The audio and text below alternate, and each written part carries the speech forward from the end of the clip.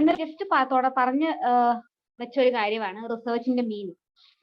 റിസർച്ചിന്റെ meaning is the meaning of research is search for knowledge എന്നാണ്. So research എന്നാണ് പറയുന്നത്, which means searching over and over again. That is what research is.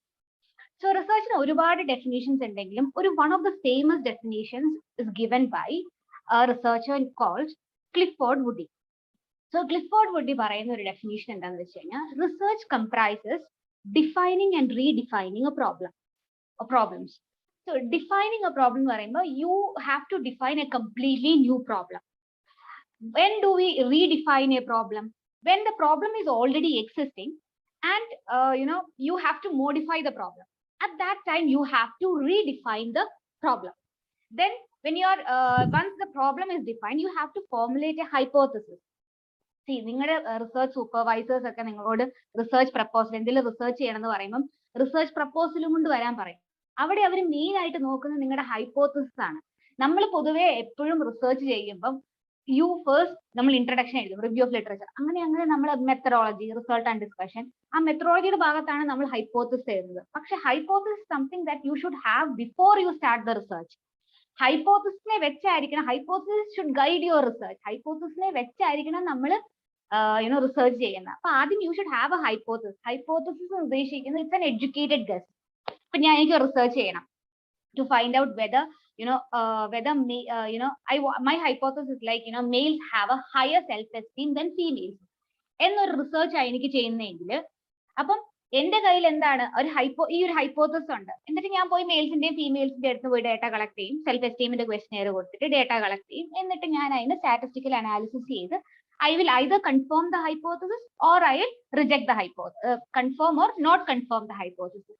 പൊതുവേ നമ്മൾ ഹൈപ്പോത്തസിന്റെ കാര്യം പറയുമ്പോൾ we say that you accept the hypothesis or reject the hypothesis എന്നാ പൊതുവേ പറയാറ്. നമ്മുടെ ബുക്കുകളിലൊക്കെ നോക്കിയാലും അതാണ് പറയുന്നത്. ഇപ്പൊ റീസെന്റ് ഒരു ട്രെൻഡ് എന്ന് പറയുന്നത് എന്താണെന്ന് വെച്ച് കഴിഞ്ഞിട്ടുണ്ടെങ്കിൽ, you don't accept or reject a hypothesis. So what you have to say is you either confirm a hypothesis or you don't confirm a hypothesis. അവിടെ ഒരു അക്സെപ്റ്റൻസും റിജക്ഷനും എന്ന് പറയുന്ന ഒരു കാര്യം വേണ്ട എന്നാണ് ഇപ്പൊ പുതിയതായിട്ട് റീസെന്റ് സ്റ്റഡീസ് പറയുന്നത്.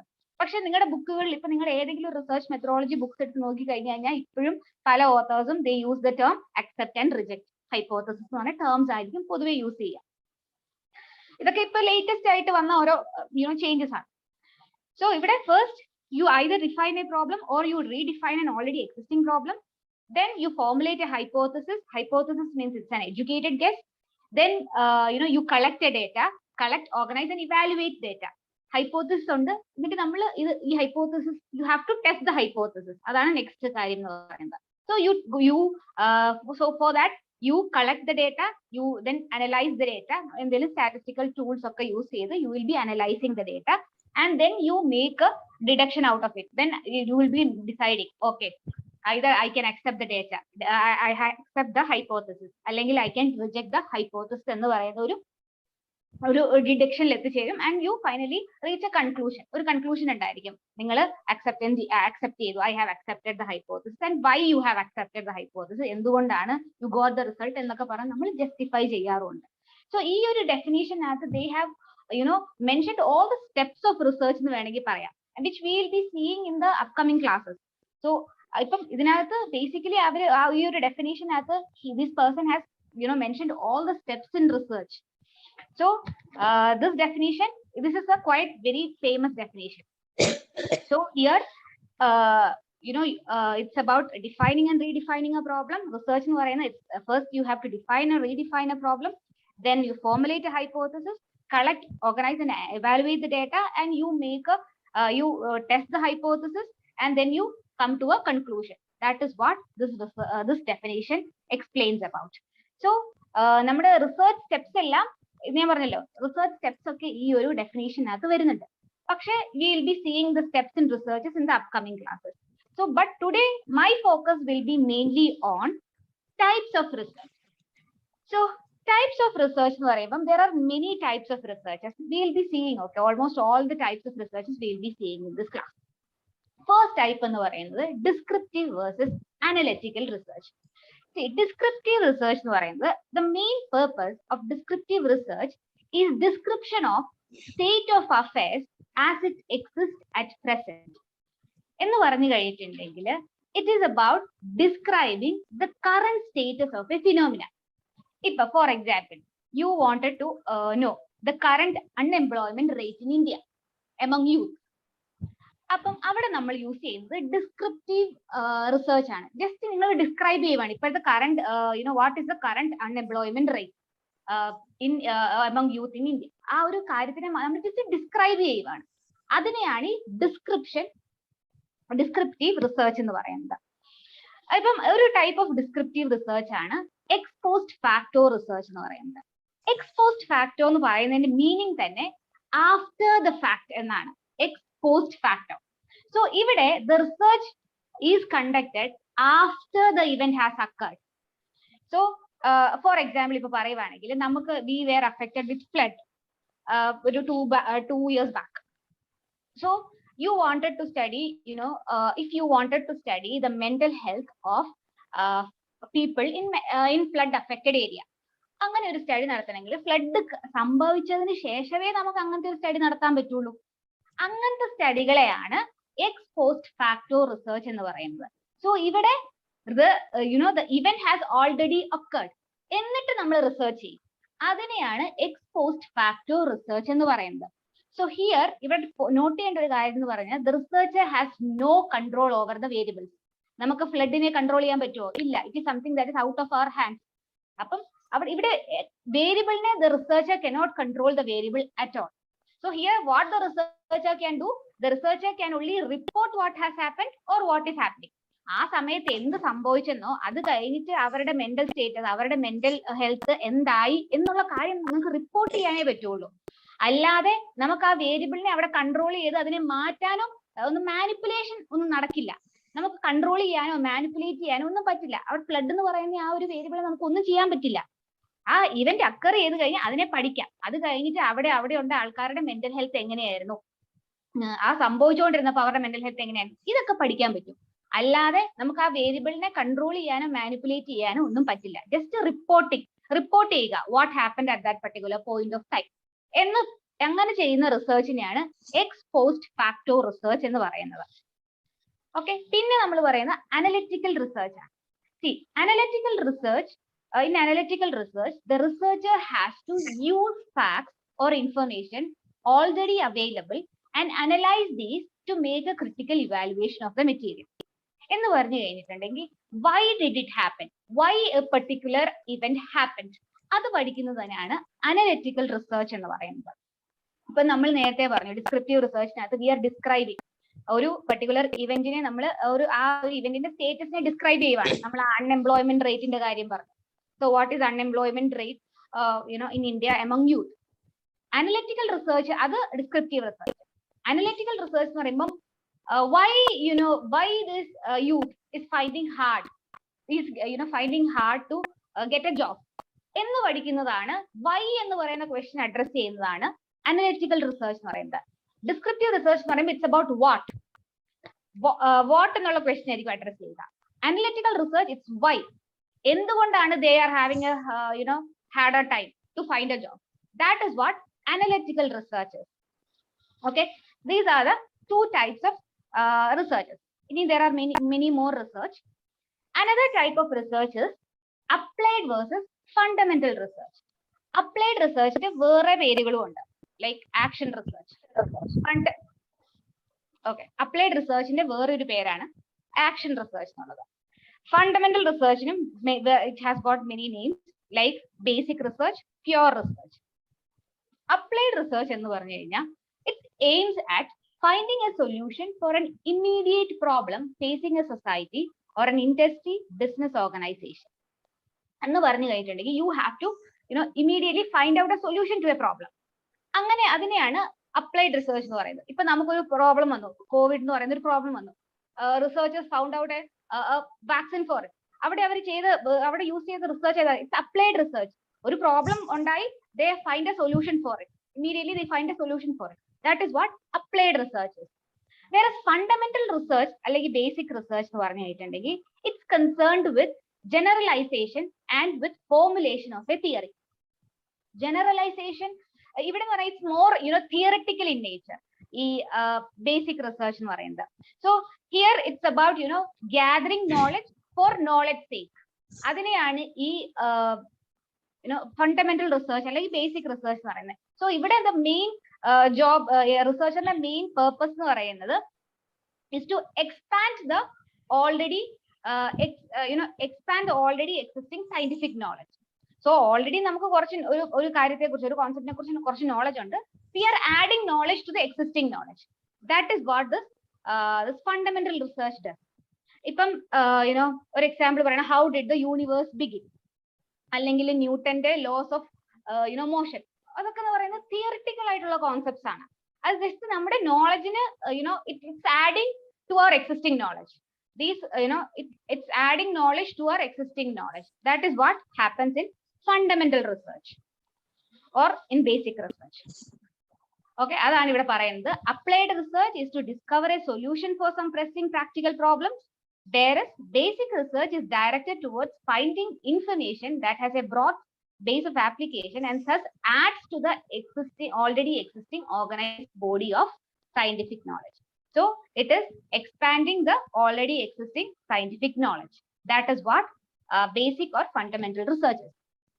Any further type of research എന്ന് പറയുന്നത് is about quantitative versus qualitative research. So quantitative research is based on the measurement of quantity or amount. It is applicable to phenomena that can be expressed in terms of quantity. Whereas qualitative research, on other hand, is concerned with qualitative phenomena, that is, phenomena relating to or involving quality or quite. See, quantitative research, it mainly deals with numbers and statistics. Adana quantitative research mainly. They are basically objective in nature. Quantitative. For example, on a scale of 1 to 5, how happy are you today? And then if you are extremely happy, you will give me a number 5. About you are getting a number. It's or a number and you are quantifying it.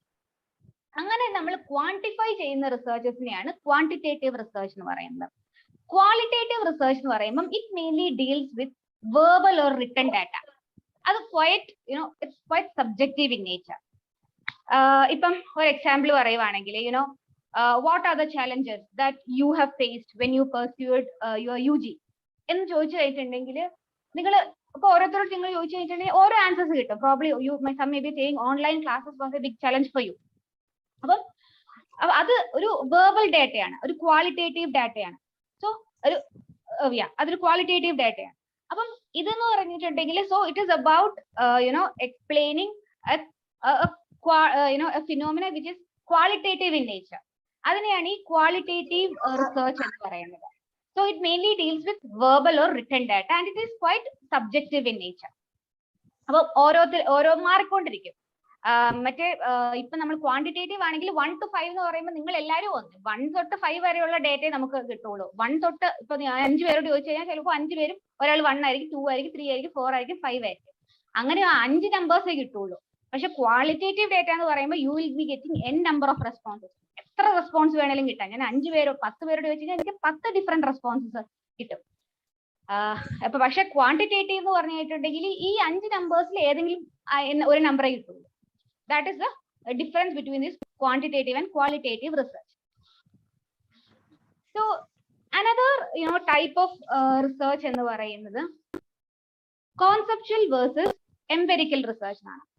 So conceptual research എന്ന് പറഞ്ഞിട്ടുണ്ടെങ്കിൽ is a research that is related to some abstract ideas or theory. It is generally used by philosophers and thinkers to develop new concepts or to reinterpret existing ones. എന്ന് പറഞ്ഞു കഴിഞ്ഞാൽ it's about answering philosophical questions answer ചെയ്യുക. Abstract ആയിട്ടുള്ള കോൺസെപ്റ്റ്സിനെ explain ചെയ്യുന്നത്, abstract ആയിട്ടുള്ള കോൺസെപ്റ്റ്സിനെ കുറിച്ച് research ചെയ്യുന്നതിനെയാണ് conceptual research എന്ന് പറയുന്നത്. ഇപ്പൊ ഒരു എക്സാമ്പിൾ പറയുകയാണെങ്കിൽ വാട്ട് ഈസ് ജസ്റ്റിസ് എന്നൊക്കെ പറയുന്നത് ഇറ്റ്സ് ഒരു അബ്സ്ട്രാക്ട് ആയിട്ടുള്ള കോൺസെപ്റ്റ് ആണ്. ഇപ്പൊ അല്ലെങ്കിൽ ട്രൂത്ത് എന്താണ്, മൊറാലിറ്റി എന്താണ് എന്നൊക്കെ എന്നൊക്കെയുള്ള ക്വസ്റ്റ്യൻസിനെ അഡ്രസ് ചെയ്യണമെങ്കിൽ ഇങ്ങനത്തെ കോൺസെപ്ച്വൽ റിസർച്ച് ആണ് നമ്മൾ പൊതുവെ യൂസ് ചെയ്യുക. അബ്സ്ട്രാക്ട് ആയിട്ടുള്ള കോൺസെപ്റ്റ്സിനെ അല്ലെ ഐഡിയാസിനെ നമുക്ക് അഡ്രസ് ചെയ്യണം. അങ്ങനത്തെ റിസർച്ച് ക്വസ്റ്റ്യൻസിനെ അഡ്രസ് ചെയ്യണമെങ്കിൽ നമ്മൾ ചെയ്യുന്ന നമ്മൾ യൂസ് ചെയ്യുന്ന ഒരു റിസർച്ച് മെത്തേഡാണ് കോൺസെപ്ച്വൽ റിസർച്ച് മെത്തേഡ് എന്ന് പറയുന്നത്.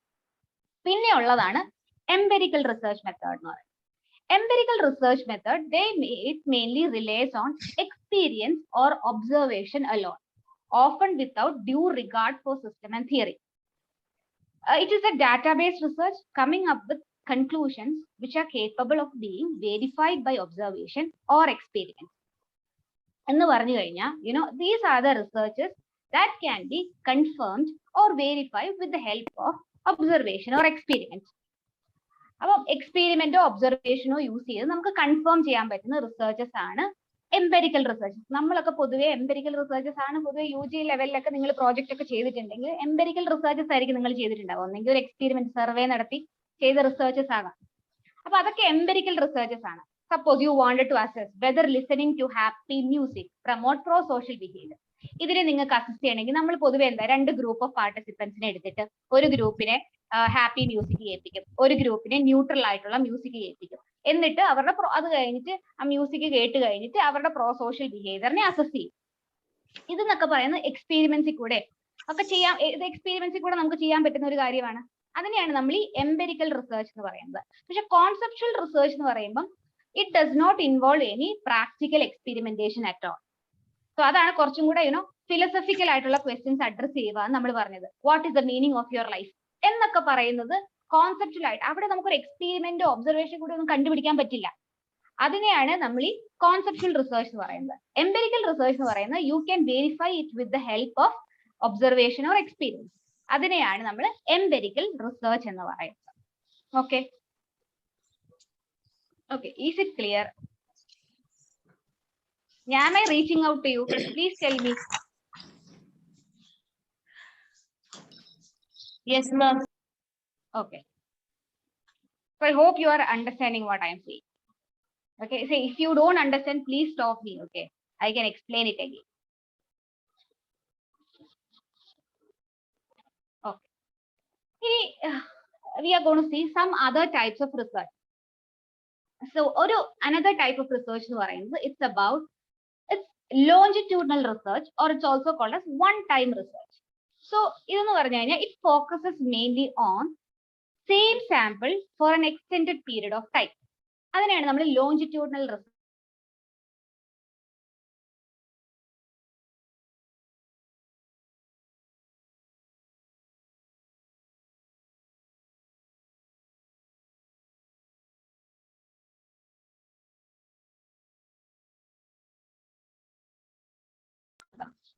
അപ്പൊ നിങ്ങൾ എന്ത് ചെയ്യും?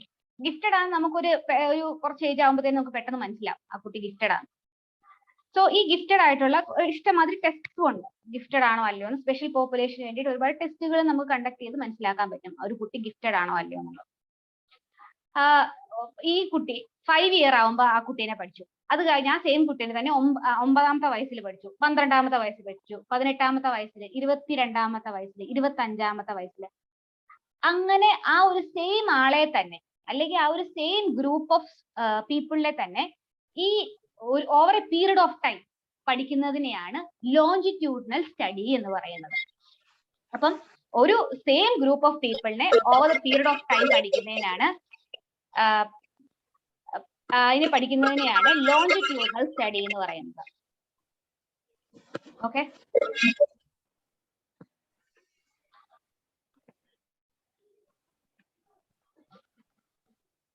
so that is what longitudinal study. Then coming to the next study, that is cross sectional study. So cross sectional study എന്ന് പറയുന്നത് a cross sectional study collects data from various people, but this happens at one particular time. See, ഒരൊറ്റ നമ്മൾ പൊതുവെ നമ്മൾ study നടത്താൻ പോയിട്ടുണ്ട്. നിങ്ങൾ ഒരു സ്കൂളിൽ പോയി ക്വസ്റ്റ്യനെയർ കൊടുത്തു, എന്നിട്ട് you wanted to study the self esteem of school students. Questionnaire കൊടുത്തു, അവർ നമുക്ക് ഡേറ്റ കിട്ടി, യു കം ബാക്ക് ഹോം.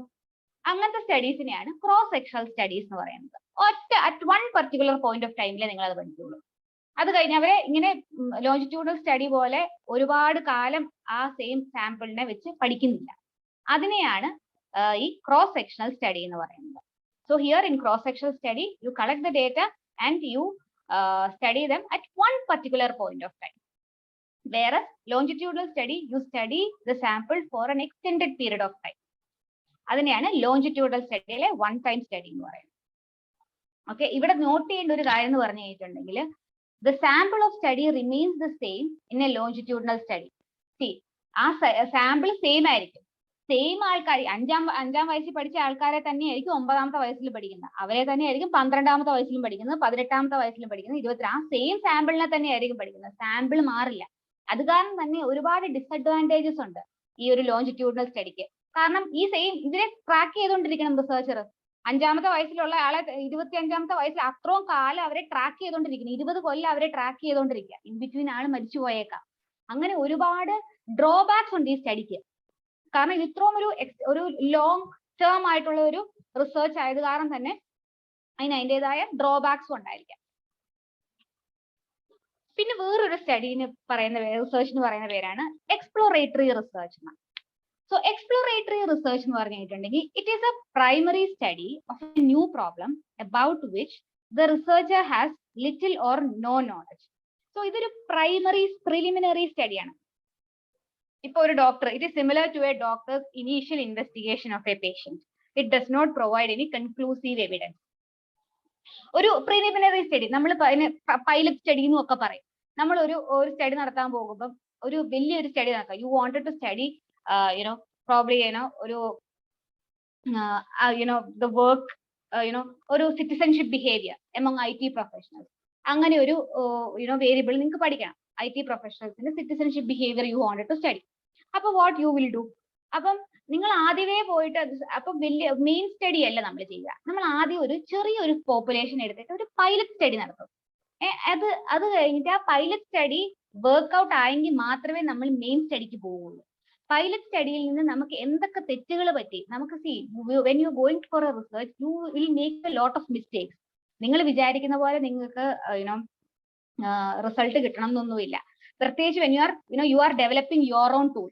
നിങ്ങൾ നിങ്ങളുടെ ഓൺ ഒരു ടൂൾ ഉണ്ടാക്കുവാണ്, ഒരു സ്കെയിൽ ഉണ്ടാക്കുവാണ്, നിങ്ങളുടെ പേരിലുള്ള നിങ്ങളൊരു സ്കെയിൽ ഉണ്ടാക്കുവാണ്.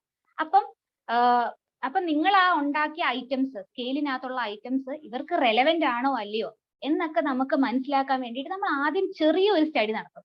നമ്മൾ പൈലറ്റ് സ്റ്റഡി അല്ലെങ്കിൽ പ്രിലിമിനറി സ്റ്റഡി എന്ന് പറയുമായിരുന്നു. ആ ചെറിയ സ്റ്റഡി നടത്തി കഴിഞ്ഞിട്ടേ നമ്മൾ മെയിൻ സ്റ്റഡിക്ക് പോവുള്ളൂ. മെയിൻ സ്റ്റഡിക്ക് പ്രിലിമിനറി സ്റ്റഡിക്കകത്ത് എന്ന് പറയുമ്പോൾ സാമ്പിൾ സൈസ് ഒക്കെ വളരെ കുറവായിരിക്കും, കുറച്ച് ആൾക്കാരെ എടുത്തിട്ടേ ചെയ്യുള്ളൂ. പക്ഷെ അത് നമ്മുടെ തെറ്റുകൾ കണ്ടുപിടിക്കാൻ നമുക്ക് ഇപ്പം ഓക്കെ ഈ സ്കെയിലിന് എന്തൊക്കെ ഡെഫിഷ്യൻസി ഉണ്ട് എന്ന് കണ്ടുപിടിക്കാൻ നമ്മൾ ഈ പ്രിലിമിനറി സ്റ്റഡി ഹെൽപ്പ് ചെയ്യും. അതിന് വേണ്ടിയിട്ട് നമ്മൾ ചെയ്യുന്നതാണ് ഈ പ്രിലിമിനറി സ്റ്റഡി എന്ന് പറയുന്നത്. സോ പ്രിലിമിനറി സ്റ്റഡി അല്ലെങ്കിൽ പൈലറ്റ് സ്റ്റഡി എന്ന് പറയുന്നത്. എന്നിട്ട് മാത്രമേ നമ്മൾ മെയിൻ സ്റ്റഡിയിലോട്ട് പോവുള്ളൂ. മെയിൻ സ്റ്റഡി എന്ന് പറയുമ്പോൾ നമ്മൾ ഒരുപാട് വലിയ ഹ്യൂജ് 1000 സാമ്പിൾ സൈസ് ഒക്കെ വെച്ചിട്ട് നമ്മൾ പോകുന്ന സ്റ്റഡിയാണ് മെയിൻ സ്റ്റഡി എന്ന് പറയുന്നത്.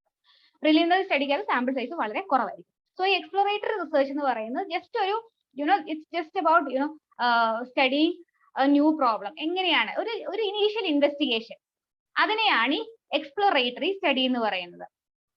അപ്പൊ ഇവിടെ നമുക്കൊരു കൺക്ലൂസീവ് ആയിട്ടൊരു എവിഡൻസ്, ഒരു കൺക്ലൂഷൻ കിട്ടുന്ന രീതിയിലുള്ള എവിഡൻസോ അവിടെ ഹൈപ്പോത്തസിസ് അക്സെപ്റ്റ് ചെയ്യുവോ റിജക്ട് ചെയ്യുവോ അല്ലെങ്കിൽ കൺഫേം ചെയ്യുവോ നോട്ട് കൺഫേം ചെയ്യുവോ അങ്ങനെ ഒന്നും ഉണ്ടാവില്ല.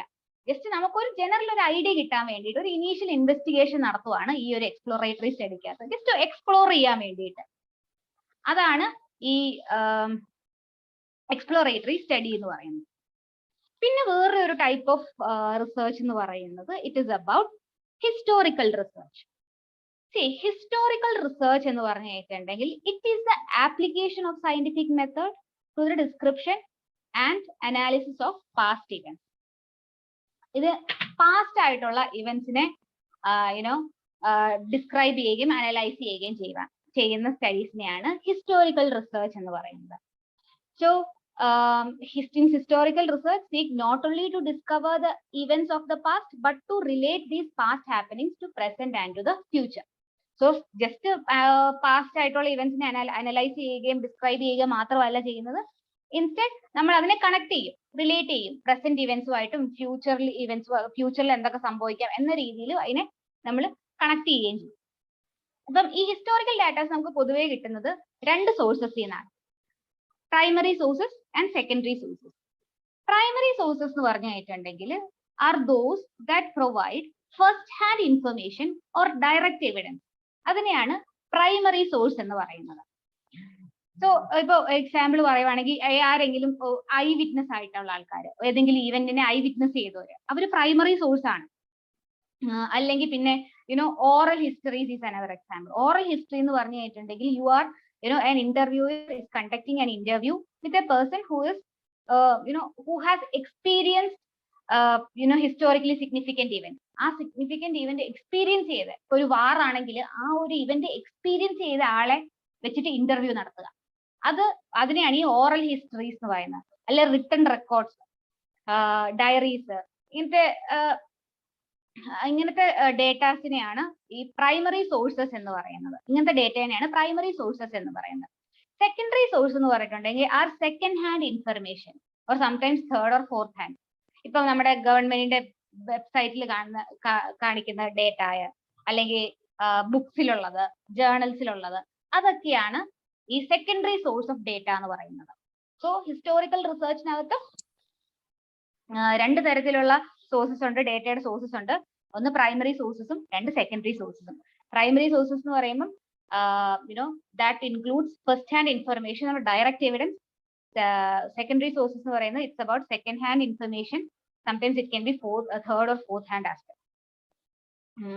അപ്പം പ്രൈമറി സോഴ്സിന്റെ എക്സാമ്പിൾ എന്ന് പറയുന്നത് ഓറൽ ഹിസ്റ്ററീസ് ആകാം, റിട്ടൺ റെക്കോർഡ്സ്, ഡയറീസ്, വിക്ടിം എഴുതിയ ഡയറീസ്, ഐ വിറ്റ്നസസ് ആകാം, അതൊക്കെ ആകാം. സെക്കൻഡറി ഡേറ്റ എന്ന് പറയുന്നത് ഗവൺമെന്റിന്റെ പബ്ലിക്കേഷൻസ്, വെബ്സൈറ്റ്സിൽ കാണുന്ന ഡേറ്റ, ബുക്സ്, ജേർണൽസ്, അതൊക്കെയാണ് സെക്കൻഡറി സോഴ്സ് ഓഫ് ഡേറ്റ എന്ന് പറയുന്നത്. അപ്പം ഹിസ്റ്റോറിക്കൽ റിസർച്ചിന്റെ ഒരു എക്സാമ്പിൾ എന്ന് പറയുന്നത് സ്റ്റഡി ഓഫ് ഹിസ്റ്റോറിക്കൽ ഇവന്റ്സ്, വാറിനെ കുറിച്ചും റെവല്യൂഷനെ കുറിച്ചും ഒക്കെ പഠിക്കുന്നതിനെയാണ് ഹിസ്റ്റോറിക്കൽ റിസർച്ചേഴ്സിന്റെ എക്സാമ്പിൾ ആയിട്ട് പറയുന്നത്. So ഇതിനകത്ത് they will be like study about the cause of the events, what are the അത് കാരണം ഇപ്പോഴത്തെ പ്രസന്റിൽ ഉണ്ടായ ബുദ്ധിമുട്ടുകൾ. ഇപ്പൊ വേൾഡ് വാർ 2 നടന്നു, ഇപ്പോഴും അതിന്റെ ഇമ്പാക്ട് ഉണ്ടെന്നാണ് അവർ പറയുന്നത്. ഇപ്പോഴും അവിടെ ഉണ്ടാവുന്നത് കുട്ടികൾക്ക് ഡിഫോമിറ്റീസും ഫിസിക്കൽ ഡിഫക്ട്സും ഒക്കെ ഉണ്ടാവുന്നുണ്ടെന്ന് പറയുന്നുണ്ട്. So it has it's on impact in the present as well. So അതൊക്കെ എന്തൊക്കെയാണ് എന്നൊക്കെ പഠിക്കുന്നത് ഈ ഹിസ്റ്റോറിക്കൽ റിസർച്ചേഴ്സ് ആണ്. ഇനി നെക്സ്റ്റ് റിസർച്ച് എന്ന് പറയുന്നത് ഇറ്റ്സ് അബൌട്ട് കോറിലേഷണൽ റിസർച്ച് ആണ്. കോറിലേഷണൽ റിസർച്ച് പറയുന്നതിന് മുന്നേ first we should understand what correlation is. Correlation എന്ന് പറഞ്ഞു കഴിഞ്ഞാൽ it is a measure of relationship between two variable. രണ്ട് വേരിയബിൾ തമ്മിലുള്ള റിലേഷൻഷിപ്പ്. വേരിയബിൾ എന്ന് പറഞ്ഞു കഴിഞ്ഞാൽ anything that can change or vary, that is what a variable is. It can be your scores on the test, temperature in the room, അതൊക്കെ മാറിക്കൊണ്ടിരിക്കുന്ന anything that can vary is called as a variable, and the relationship between two variables is called as a correlation. So correlation എന്ന് പറഞ്ഞു കഴിഞ്ഞാൽ മൂന്ന് തരത്തിലുള്ള correlation ഉണ്ട്. First correlation എന്ന് പറഞ്ഞു കഴിഞ്ഞാൽ positive correlation. So positive correlation എന്ന് പറഞ്ഞു കഴിഞ്ഞാൽ it is a relationship between two variables in which both the variables move in the same direction. എന്ന് പറഞ്ഞു കഴിഞ്ഞാൽ ഒരു വേരിയബിൾ കൂടുമ്പോൾ മറ്റേ വേരിയബിളും കൂടും. അതിനെയാണ് നമ്മൾ പോസിറ്റീവ് കോറിലേഷൻ എന്ന് പറയുന്നത്. എക്സാമ്പിൾ പറയുവാണെങ്കിൽ the more time a person spend on treadmill the more calories the person burn. എത്ര സമയമാണോ ട്രെഡ്മില്ലിൽ സ്പെൻഡ് ചെയ്യുന്ന ആ പേഴ്സൺ, അത്രയും കാലറീസ് ആ പേഴ്സൺ ബേൺ ചെയ്യും. അപ്പം അത് രണ്ടും സെയിം ഡയറക്ഷൻ, രണ്ടും മോർ ആണ്. സെയിം ഡയറക്ഷനിലാണ് രണ്ട് വേരിയബിളും പോകുന്നത്. സോ കൂടുതൽ ടൈം സ്പെൻഡ് ചെയ്ത് കഴിഞ്ഞാൽ കൂടുതൽ കാലറീസ്, കൂടുതൽ ടൈം ട്രെഡ്മില്ലിൽ സ്പെൻഡ് ചെയ്ത് കഴിഞ്ഞിട്ടുണ്ടെങ്കിൽ കൂടുതൽ കാലറീസ് ബേൺ ചെയ്യും.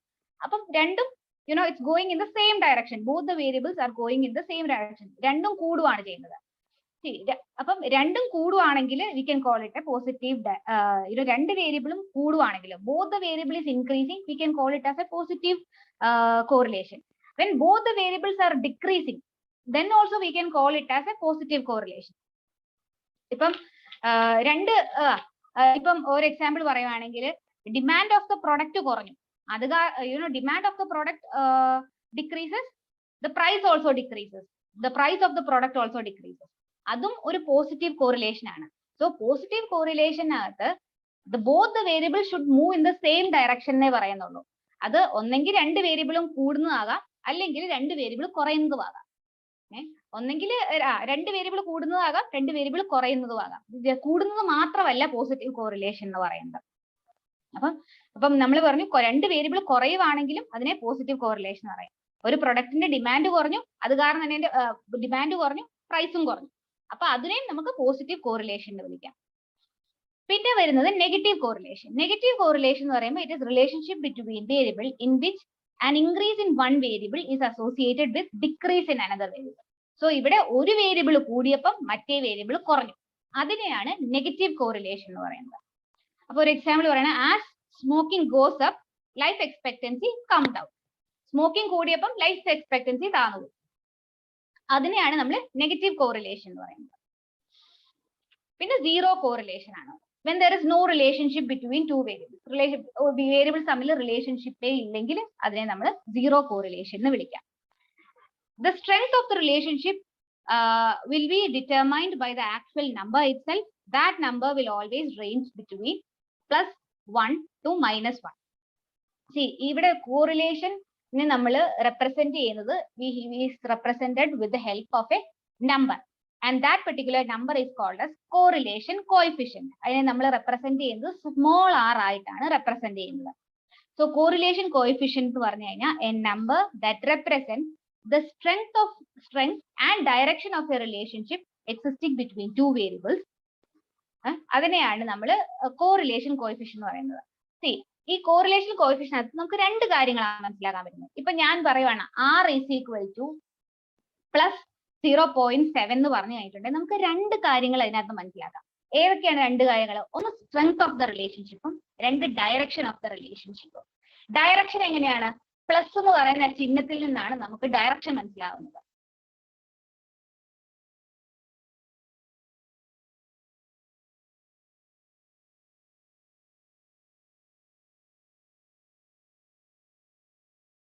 പകരം r is equal to -0.3 എന്നാണ് ഞാൻ പറഞ്ഞിരുന്നെങ്കിൽ അതൊരു നെഗറ്റീവ് കോറിലേഷൻ ആണെന്ന് പറയാം. r is equal to 0 ആണെന്ന് പറയുവാണെങ്കിലാണ് നമുക്ക് അതിനെ സീറോ കോറിലേഷൻ എന്ന് പറയാൻ പറ്റുക.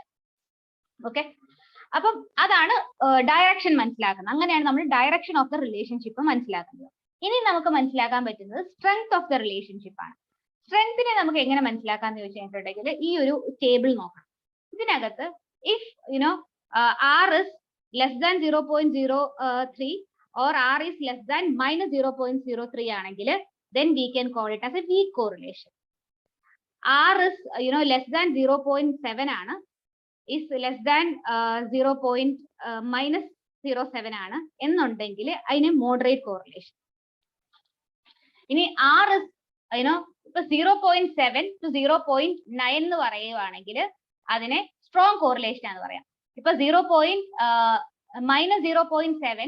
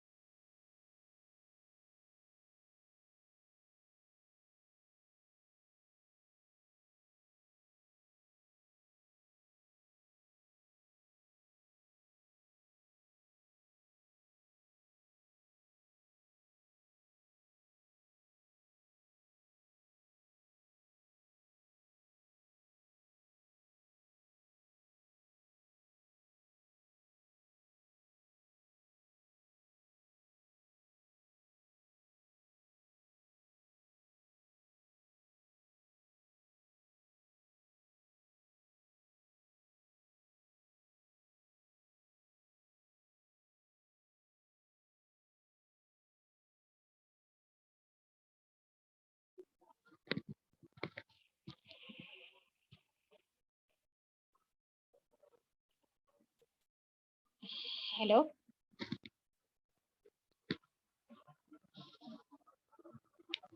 കേൾക്കുന്നില്ലേ?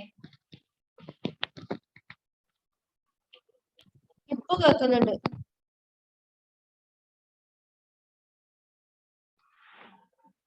ഹലോ, ഇപ്പൊ കേൾക്കാവോ? ഓഡിബിൾ ആണ് അല്ലേ? ആ, ഓക്കെ. സോ ഞാനിപ്പോ പറഞ്ഞുകൊണ്ടിരുന്നത് കോറിലേഷനെ കുറിച്ചാണ്.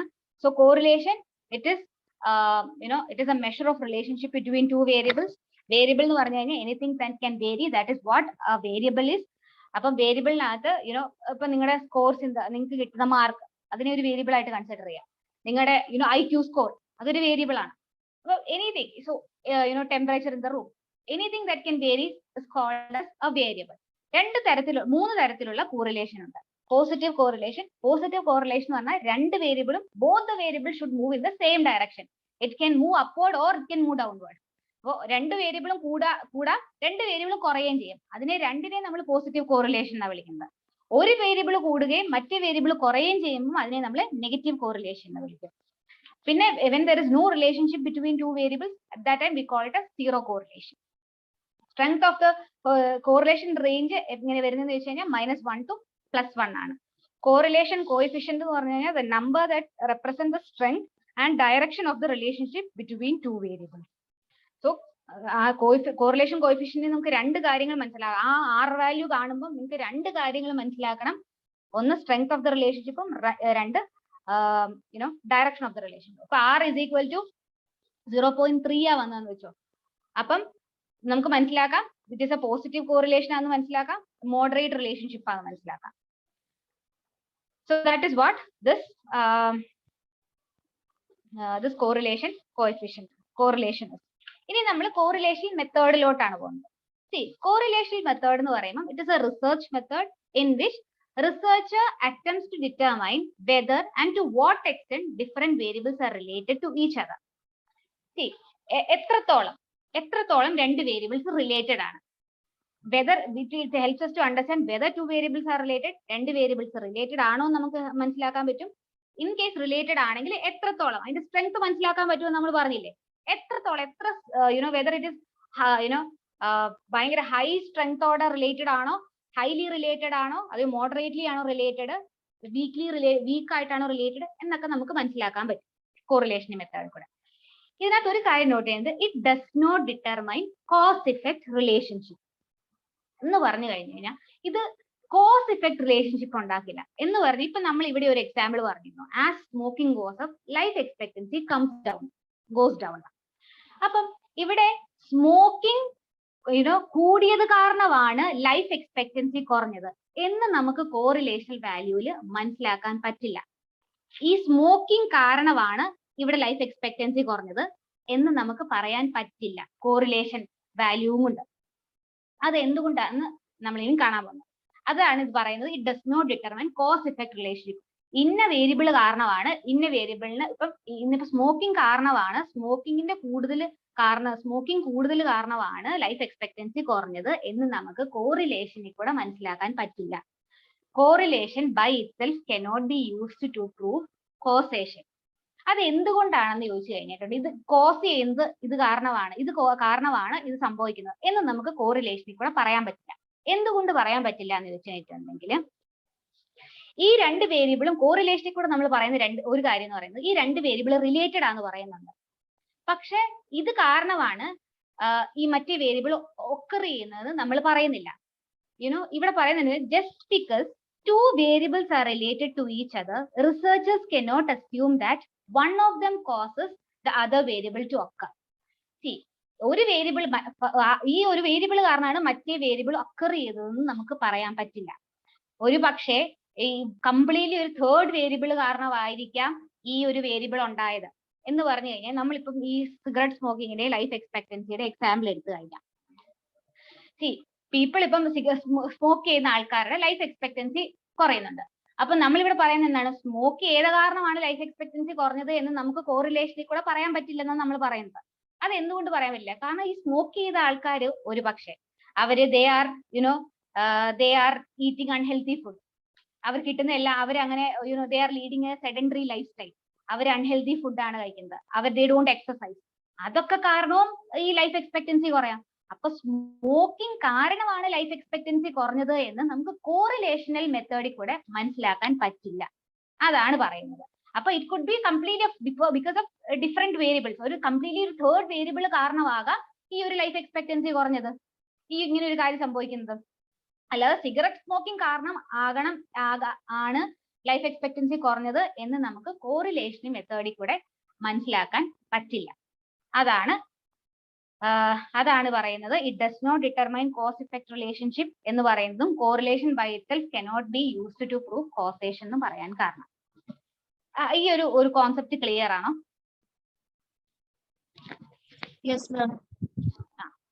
സോ കോസ് ഇഫക്ട് റിലേഷൻഷിപ്പ് മനസ്സിലാക്കാൻ പറ്റില്ല കോറിലേഷൻ മെത്തേഡിൽ കൂടെ.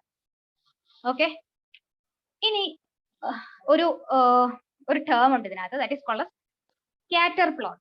സ്കാറ്റർ പ്ലോട്ട് എന്ന് പറഞ്ഞിട്ടുണ്ടെങ്കിൽ it is a graphical representation which shows relationship between two variables.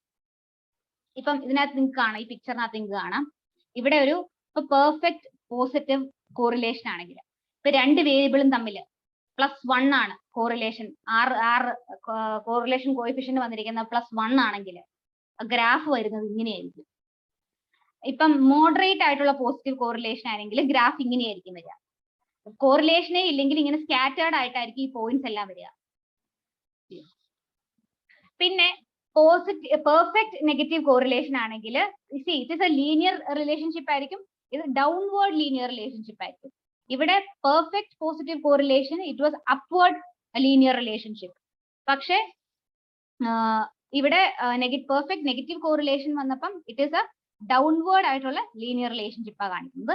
പിന്നെ ഇത് ഇപ്പൊ മോഡറേറ്റ് ആയിട്ടുള്ള നെഗറ്റീവ് റിലേഷൻഷിപ്പ് ആണെങ്കിൽ ഇങ്ങനെയായിരിക്കും സ്കാറ്റർ പ്ലോട്ട് വരിക.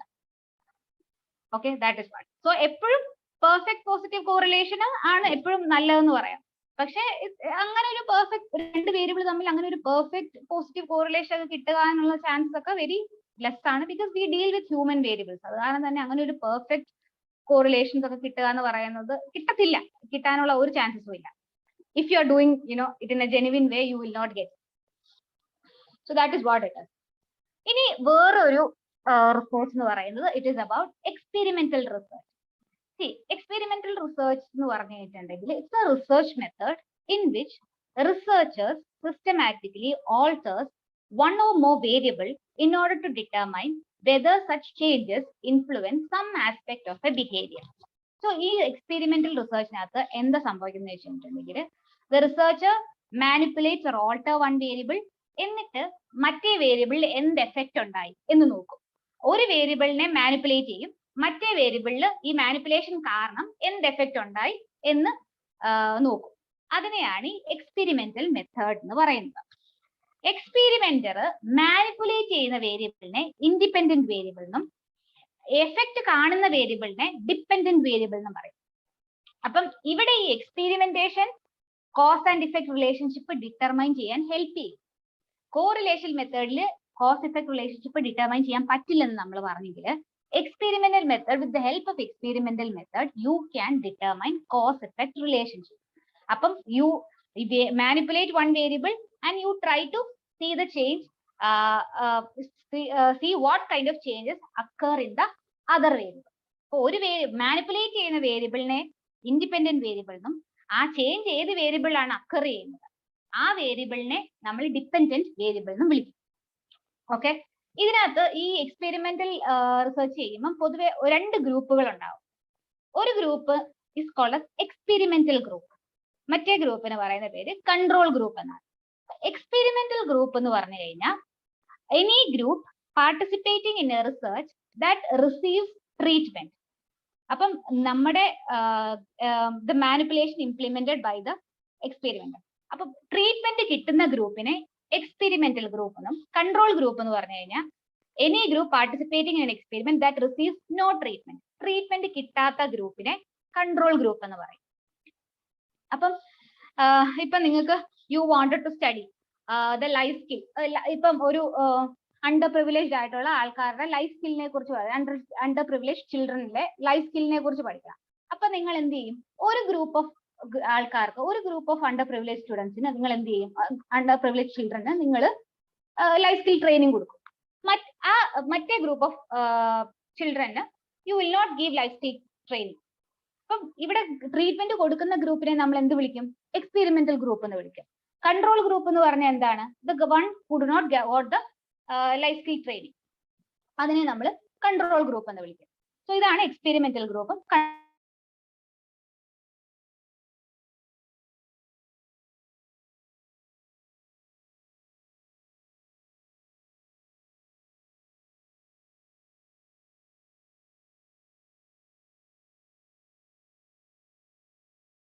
one variable and he manipulates and he tries to assess whether he tried to measure the change that occurred in the other variable. അപ്പൊ ഇവിടെ ഒരു കോസ് ഇഫക്ട് റിലേഷൻഷിപ്പ് ഉണ്ടാക്കാൻ സാധിക്കുന്നുണ്ട്. Experimenter manipulate ചെയ്യുന്ന വേരിയബിളിനെ ഇൻഡിപെൻഡന്റ് വേരിയബിൾ എന്നും പറയും.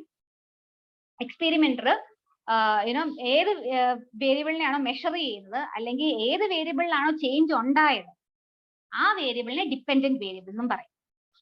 ഓക്കെ, പിന്നെ ഇവിടെ രണ്ട് ഗ്രൂപ്പിനെ കുറിച്ചാണ് നമ്മൾ പറഞ്ഞത്, എക്സ്പെരിമെന്റൽ ഗ്രൂപ്പും കൺട്രോൾ ഗ്രൂപ്പും. ട്രീറ്റ്മെന്റ് കിട്ടുന്ന ഗ്രൂപ്പിനെ എക്സ്പെരിമെന്റൽ ഗ്രൂപ്പ് എന്നും കൺട്രോൾ ഗ്രൂപ്പ് എന്ന് പറഞ്ഞാൽ ട്രീറ്റ്മെന്റ് കിട്ടാത്ത ഗ്രൂപ്പിനെ കൺട്രോൾ ഗ്രൂപ്പ് എന്ന് പറയും. എക്സ്പെരിമെന്റൽ ഗ്രൂപ്പ് എന്ന് പറയുമ്പോൾ ഇപ്പൊ ലൈഫ് സ്കിൽ ട്രെയിനിങ് നമ്മൾ കൊടുത്ത ഗ്രൂപ്പിനെ നമ്മൾ എക്സ്പെരിമെന്റൽ ഗ്രൂപ്പായിട്ട് കൺസിഡർ ചെയ്യും. ലൈഫ് സ്കിൽ കൊടുക്കാത്ത ആ ഗ്രൂപ്പിനെ കൺട്രോൾ ഗ്രൂപ്പായിട്ട് കൺസിഡർ ചെയ്യും. ഇത് നമുക്ക് ഒരു എക്സാമ്പിൾ വെച്ച് let's understand it in detail. അപ്പൊ ഒരു a researcher wanted to conduct a study. So the research question എന്താന്ന് വെച്ചിട്ടുണ്ടെങ്കിൽ, does exposure to violent video games increases the likelihood that people will aggress against others in various ways, verbally, physically attacking them, spreading rumors or posting embarrassing photos of them on the internet? So through they wanted to find out whether exposure to video games increases aggression in others. ഇതാണ് പഠിക്കേണ്ടത്. നമ്മൾ ബോബോൾ experiment ഒക്കെ നിങ്ങൾക്ക് ചിലപ്പോൾ ഒരുപക്ഷെ ഓർമ്മ വന്നിരിക്കും. Okay, അപ്പം ഇതിനകത്ത് അപ്പം ഈ researcher they have what they did is that നമുക്ക് ഒബ്വിയസ്ലി രണ്ട് ഗ്രൂപ്പ് ഓഫ് പാർട്ടിസിപ്പൻസ് ഉണ്ടായിരിക്കും. ഒരു ഗ്രൂപ്പിനെ the one group they will be shown violent video games, other group that group will be shown non violent ആയിട്ടുള്ള games കളിപ്പിക്കാം. ഒരു ഗ്രൂപ്പിന് violent ആയിട്ടുള്ള ഗെയിംസിനോട് expose ചെയ്യിക്കും. എന്നിട്ട് ഇത് കഴിഞ്ഞിട്ട് they wanted to assess aggression, അല്ലേ, ഇവർ അഗ്രസീവ് ആയിട്ട് പെരുമാറുന്നുണ്ടോ ഇല്ലയോ എന്നുള്ളതാണല്ലോ ഇനി കണ്ടുപിടിക്കേണ്ടത്. അപ്പൊ ഇതിനകത്ത് ഇവർ എന്ത് ചെയ്യുന്നു ചോദിച്ചു കഴിഞ്ഞാൽ ഒരു ടേസ്റ്റ് സെൻസിറ്റിവിറ്റി ടെസ്റ്റ് നടത്തി. അപ്പൊ ഇതിനകത്ത് ഇവര് ഒരു ഗ്ലാസ് ഓഫ് വാട്ടറിനകത്ത് എത്ര ഹോട്ട് സോസ് വേണേലും നിങ്ങൾക്ക് ഒഴിക്കാം, പക്ഷെ only thing this this glass of water will be drunk by another person എന്ന് ഇവരോട് പറഞ്ഞു. അപ്പം ഈ വയലന്റ് വീഡിയോ ഗെയിംസ് കണ്ട പാർട്ടിസിപ്പൻസ് എന്ത് ചെയ്യുന്നു വെച്ച് കഴിഞ്ഞാൽ ഒരുപാട് ഹോട്ട് സോസ് ഒഴിച്ചു ആ വാട്ടറിനകത്തോട്ട്. അപ്പൊ അവർക്ക് അഗ്രഷൻ കൂടുതലായത് കാരണം അവർ ബാക്കിയുള്ള ഒരാൾ കുടിക്കാൻ വേണ്ടിയിട്ടാണ്. അപ്പൊ സാധാരണ നമുക്ക് അഗ്രഷൻ ഒന്നും ഇല്ലാത്ത നോർമൽ ആൾക്കാർ വളരെ കുറച്ചല്ലേ ഒഴിക്കുള്ളൂ. ഇപ്പൊ എക്സ്പെരിമെന്റർ പറഞ്ഞതിന്റെ പേരിൽ 1 or 2 ഡ്രോപ്സ് ഒഴിക്കുമായിരിക്കും, അല്ലാതെ ഒരുപാട് ഒഴിക്കത്തില്ല. പക്ഷെ ഈ വയലന്റ് വീഡിയോ ഗെയിംസ് കളിച്ച ഗ്രൂപ്പ് ഓഫ് പാർട്ടിസിപ്പൻസ് ദേ അവര് കൂടുതൽ ഡ്രോപ്സ് ഒഴിച്ചു, ഇങ്ങനത്തെ ഹോട്ട് സോസ് കൂടുതൽ ഡ്രോപ്സ് ഈ ഗ്ലാസ് ഓഫ് വാട്ടറിനകത്ത് ഒഴിച്ചു. Let the other person drink എന്ന് പറഞ്ഞു. അങ്ങനെ ഇവർക്ക് മനസ്സിലായി that exposure to violent video games increases aggression എന്ന് മനസ്സിലായി. because they wanted to inflict more pain on the other person. അത് കാരണം തന്നെ ഇവര് കൂടുതൽ അഗ്രഷൻ കാണിച്ചു. ഈ അഗ്രസീവ് ആയിട്ടുള്ള വീഡിയോ ഗെയിംസ് കളിച്ച പാർട്ടിസിപ്പൻസ് കൂടുതൽ ഹോട്ട് സോസ് ആ വെള്ളത്തിനകത്ത് ഒഴിച്ചു. അപ്പം because they wanted to inflict pain on the other person, that is why. അപ്പൊ ഇത് ഇവര് കണ്ടുപിടിച്ചു. അപ്പം playing aggressive games increases aggression in against others എന്നുള്ള ഒരു കാര്യം എക്സ്പെരിമെന്റർ കണ്ടുപിടിച്ചു. അത് കഴിഞ്ഞിട്ട് ഇവര് പറയുന്ന വേറൊരു കാര്യവും കൂടിയുണ്ട്, that all factors other than the independent variable that might also affect the participants behavior must be held constant. See, ഇവിടെ എന്നാ പറ്റിയെന്ന് വെച്ചിട്ടുണ്ടെങ്കിൽ ഇപ്പം ഒരു ഈ സെയിം എക്സ്പെരിമെന്റിനകത്ത് ഈ ആള് ഇവര് ഇങ്ങനെ ഈ എക്സ്പെരിമെന്റ് നടത്തി. എന്നിട്ട് ഇത് ഡാറ്റ കളക്ട് ചെയ്യാനായിട്ട് 2 അസിസ്റ്റന്റ്സിനെ വിട്ടു എക്സ്പെരിമെന്റർ. അതിനകത്ത് ഒരു റിസർച്ച് അസിസ്റ്റന്റ് എന്ന് പറയുന്നത് was very kind and friendly. മറ്റേ assistant was quite rude and nasty. അപ്പൊ ഇവിടെ എന്ത് സംഭവിച്ചെന്ന് ചോദിച്ചിട്ടുണ്ടെങ്കിൽ ഈ റൂഡ് അസിസ്റ്റന്റ് ഡാറ്റ കളക്ട് ചെയ്യാൻ പോയത് അഗ്രസീവ് ഗെയിം കണ്ടീഷനിൽ നിൽക്കുന്ന ആൾക്കാരുടെ അടുത്താണ്, ആ എക്സ്പെരിമെന്റൽ ഗ്രൂപ്പുകാരുടെ അടുത്താണ് പോയി ഡാറ്റ കളക്ട് ചെയ്യാൻ ഇരുന്നത്. പക്ഷെ മറ്റേ പൊളൈറ്റ് ആയിട്ടുള്ള ആള് നോൺ അഗ്രസീവ് ആയിട്ടുള്ള ഗെയിം കണ്ടീഷനിലുള്ള ഗ്രൂപ്പിന്റെ അടുത്താണ് ഡാറ്റ കളക്ട് ചെയ്യാനായിട്ട് പോയത്. ഇതാണ് സംഭവിച്ചത്. അപ്പം ഇവിടെ നമുക്കപ്പം ഒരു കുഴപ്പം എന്നാന്ന് ചോദിച്ചിട്ടുണ്ടെങ്കിൽ we cannot say that the participants behaved aggressively either because of being exposed to violent video games or because the research assistant behaved rudely to them. ഏത് കാരണത്താലാണ് പാർട്ടിസിപ്പൻസ് റൂഡായിട്ട് അഗ്രസീവ് ആയിട്ട് പെരുമാറിയതെന്ന് നമുക്ക് ഇവിടെ ഡിറ്റർമൈൻ ചെയ്യാൻ പറ്റില്ല. അതാണ് പറയുന്നത് all factors other than the independent variable must be held constant എന്ന്. ഇവിടെ ഈ ഒരു ഇപ്പൊ നമ്മൾ ഇങ്ങനെ ഒരാളെ ഇപ്പൊ ഇവിടെ ഒരു ഈ ബിഹേവിയർ ഓഫ് ദ റിസർച്ച് അസിസ്റ്റന്റിനെ നമുക്കൊരു കൺഫൗണ്ടിങ് വേരിയബിൾ ആയിട്ട് കൺസിഡർ ചെയ്യാം. കൺഫൗണ്ടിങ് വേരിയബിൾ എന്ന് പറയുന്നത് കൺഫൗണ്ടിങ് എന്ന് പറഞ്ഞാൽ തന്നെ it's A confusion that occurs when factors other than the independent variable in the experiment vary across experimental condition. അപ്പം ഇൻഡിപെൻഡന്റ് വേരിയബിൾ അല്ലാതെ വേറെ ഏതെങ്കിലും വേരിയബിൾ മാറിയിട്ടുണ്ടെങ്കിൽ അതിന് ദാറ്റ് റിസൾട്ട് ഇൻ കൺഫൗണ്ടിങ്, ഒരു കൺഫ്യൂഷൻ ഉണ്ട് ഒക്കർ ചെയ്യും. ഇവിടെ നമുക്ക് കൺഫ്യൂഷൻ എന്താ ഒക്കർ ചെയ്തത്? എന്ത് കാരണത്താലാണ്? Exposure to violent video games ആണോ, അതെയോ behaviour of the rude assistant ആണോ അവരെ അഗ്രസീവ് ആയിട്ട് പെരുമാറിയത് എന്നിപ്പോ എക്സ്പെരിമെന്ററിന് കണ്ടുപിടിക്കാൻ പറ്റില്ല. ആ ഒരു ബിഹേവിയർ ഓഫ് ദ റൂഡ് അസിസ്റ്റന്റിനെ ഇവിടെ കൺഫൗണ്ടിങ് വേരിയബിൾ അല്ലെങ്കിൽ എക്സ്ട്രേനിയസ് വേരിയബിൾ എന്ന് നമുക്ക് വിളിക്കാൻ പറ്റും. ഇങ്ങനത്തെ ഈ വേരിയബിൾസിനെ എല്ലാം കോൺസ്റ്റന്റ് ആക്കി വെച്ചിട്ട് മാത്രമേ എക്സ്പെരിമെന്റൽ റിസർച്ച് കണ്ടക്ട് ചെയ്യാൻ പാടുള്ളൂ എന്നാണ് പറയുന്നത്. ഈ ഒരു എക്സ്പെരിമെന്റ് ഇതിനെ തന്നെ നമുക്ക് വേറൊരു രീതിയിൽ മനസ്സിലാകും. വേറൊരു എക്സാമ്പിളിലൂടെ ലെറ്റ്സ് ട്രൈ ടു അണ്ടർസ്റ്റാൻഡ്. ഒരു റിസർച്ചറിന് wanted to conduct an experiment to find out whether lack of exercise has an effect on weight gain. ഇതാണ് അവർക്ക് കണ്ടുപിടിക്കേണ്ടത്. അപ്പൊ നമുക്ക് രണ്ട് ഗ്രൂപ്പ് ഉണ്ട്, എക്സ്പെരിമെന്റൽ ഗ്രൂപ്പും കൺട്രോൾ ഗ്രൂപ്പും. എക്സ്പെരിമെന്റൽ ഗ്രൂപ്പുകാർക്ക് എക്സസൈസ് ചെയ്യാൻ പറ്റും, കൺട്രോൾ ഗ്രൂപ്പിന് എക്സസൈസ് ഇല്ല, എക്സസൈസ് ചെയ്യിക്കുന്നില്ല. എന്നിട്ട് ഇവരുടെ വെയിറ്റ് മെഷർ ചെയ്യും ലേറ്റർ ഓൺ. പക്ഷേ ഈ എക്സ്പെരിമെന്റൽ ഗ്രൂപ്പുകാർ എന്ത് ചെയ്യുന്ന ചോദിച്ചിട്ടുണ്ടെങ്കിൽ they also consumed low calories food. അവർക്ക് ലോ കലോറി ഫുഡാണ് ഇവർ തിന്നത്. ബാക്കിയുള്ള കൺട്രോൾ ഗ്രൂപ്പിലുള്ള ഒരു നോർമൽ ആയിട്ടുള്ള അവരുടെ ഡെയിലി റുട്ടീനിലുള്ള ഫുഡ് കഴിച്ചെങ്കിൽ ഇവര് ലോ കലോറി ഫുഡുമാണ് കഴിച്ചത്. അപ്പൊ എന്ത് പറ്റി? ഇപ്പം വെയിറ്റ് എടുത്തപ്പോ ഒബ്വിയസ്ലി എക്സ്പെരിമെന്റൽ ഗ്രൂപ്പുകാർക്ക് കുറവാ വന്നത്. പക്ഷെ ഇവിടെ റിസർച്ചറിന് മനസ്സിലാക്കാൻ പറ്റുന്നില്ല whether whether the weight loss happened because of low calorie food or because of exercise.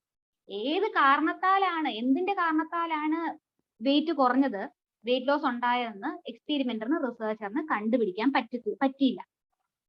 So അതിനെയാണ് ഈ കൺഫൗണ്ടിങ് വേരിയബിൾ എന്ന് പറയുന്നത്. അപ്പൊ ഇങ്ങനെ ഒരു കൺഫ്യൂഷൻ ഉണ്ടാക്കി. അപ്പൊ ഇവിടുത്തെ കൺഫൗണ്ടിങ് വേരിയബിൾ ഏതാണ്? ഈ കൺസെപ്ഷൻ ഓഫ് ലോ കലോറി ഫുഡാണ് ഇവിടുത്തെ കൺഫൗണ്ടിങ് വേരിയബിൾ. അത് കാരണമാണ് ഇവർക്ക് മനസ്സിലാക്കാൻ പറ്റാഞ്ഞത്. ഇത് ഫുഡ് ഇങ്ങനെ കഴിച്ചത് കാരണമാണോ, ലോ കലോറി ഫുഡ് കഴിച്ചത് കാരണമാണോ, അതെയോ എക്സസൈസ് ചെയ്തിട്ടാണോ ഇവരുടെ വെയിറ്റ് കുറഞ്ഞത് എന്ന് റിസർച്ചറിന് കണ്ടുപിടിക്കാൻ പറ്റിയില്ല.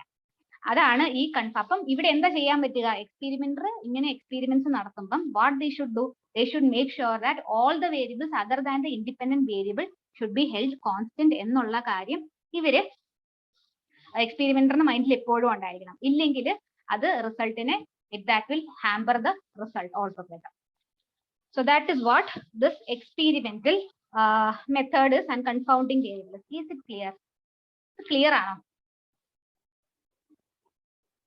സോ ഇവിടെ എക്സ്പെരിമെന്റർ ഈ ഒരു ചെയ്യാൻ പറ്റുന്ന ഒരു കാര്യം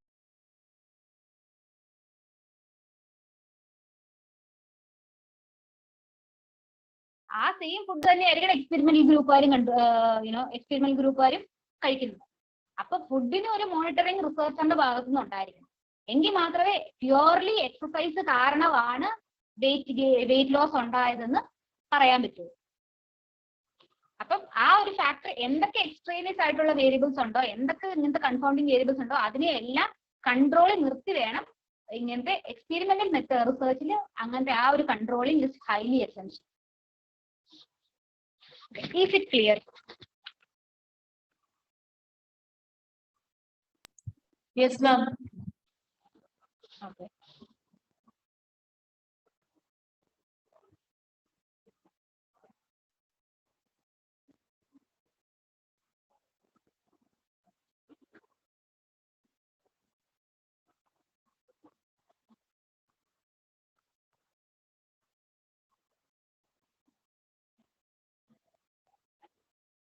Okay, it's clear, right?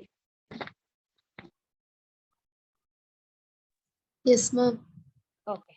Yes, ma'am. Okay. So now we are going to see two types of experimental research. First is true experimental research and second is quasi-experimental research. True experimental research എന്ന് പറഞ്ഞു കഴിഞ്ഞിട്ടുണ്ടെങ്കിൽ ചെറിയൊരു വ്യത്യാസമേ ഉള്ളൂ ഈ true experimental റിസർച്ചും quasi experimental റിസർച്ചും തമ്മിൽ. ഇപ്പൊ true experimental research എന്ന് പറഞ്ഞിട്ടുണ്ടെങ്കിൽ എക്സ്പെരിമെന്റൽ റിസർച്ച് കേൾക്കുമ്പോൾ തന്നെ it helps us to establish cause and effect relationship. അതിലൊരു സംശയമില്ല. എക്സ്പെരിമെന്റൽ റിസർച്ച് ആണ് കോസ് എഫക്ട് റിലേഷൻഷിപ്പ് കണ്ടുപിടിക്കാൻ നമ്മളെ ഹെൽപ്പ് ചെയ്യുന്നത് എക്സ്പെരിമെന്റൽ റിസർച്ച് ആണ്. So it establishes cause effect relationship between independent variable and dependent variable. That is what true experimental research is.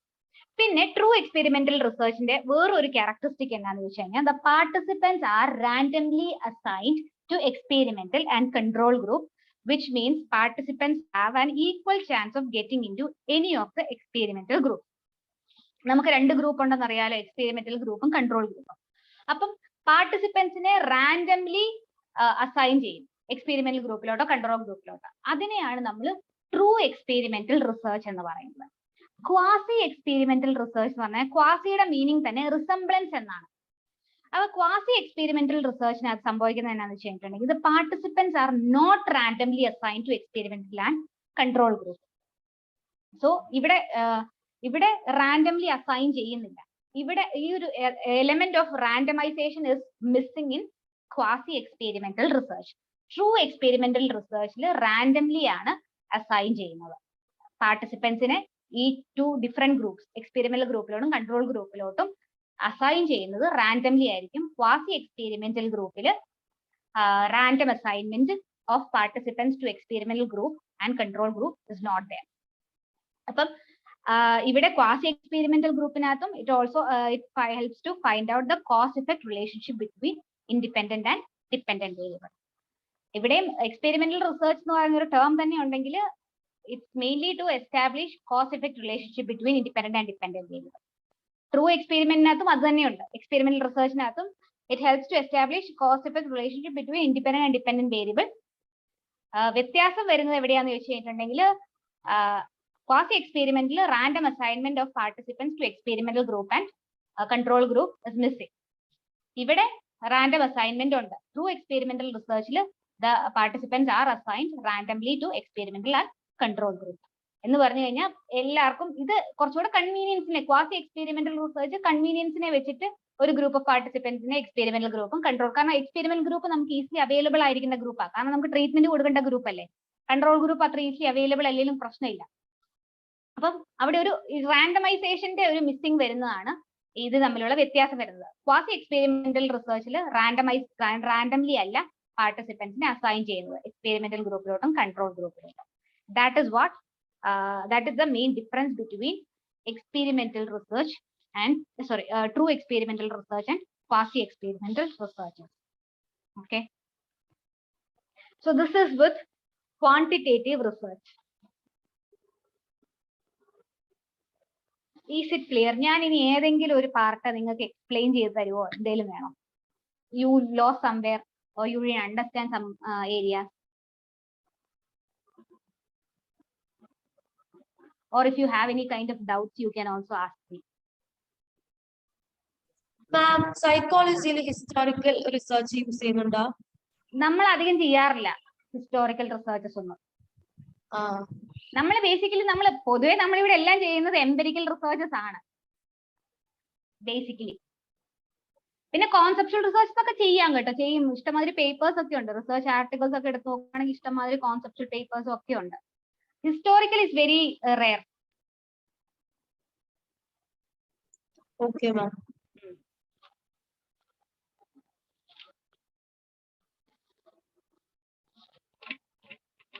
Anything else?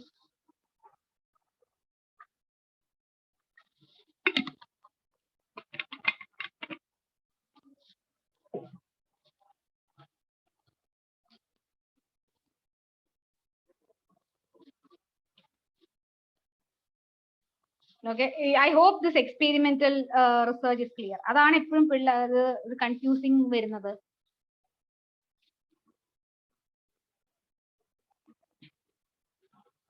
ഇവിടെ independent വേരിയബിളും dependent variable എങ്ങനെ കണ്ടുപിടിക്കാമെന്ന് ചോദിച്ചു കഴിഞ്ഞാലുണ്ടല്ലോ, ഇപ്പം ഒരു ക്വസ്റ്റ്യൻസ് വരുവാണ് ഇതിനകത്ത് ഒരു like for example effect of life skill training on mental health among under privilege students. ഇതാണ് ഇതിനകത്ത് നിന്ന് ഇൻഡിപെൻഡന്റ് വേരിയബിൾ ഏതാണ്, ഡിപെൻഡന്റ് വേരിയബിൾ ഏതാണെന്ന് ചോദിച്ചു കഴിഞ്ഞിട്ടുണ്ടെങ്കിൽ നമ്മൾ എക്സ്പെരിമെന്റർ മാനിപ്പുലേറ്റ് ചെയ്യുന്ന വേരിയബിളിനെ നമ്മൾ ഇൻഡിപെൻഡന്റ് വേരിയബിൾ എന്നും നമ്മൾ മെഷർ ചെയ്യുന്ന വേരിയബിളിനെ ഡിപെൻഡന്റ് വേരിയബിൾ, അല്ലെങ്കിൽ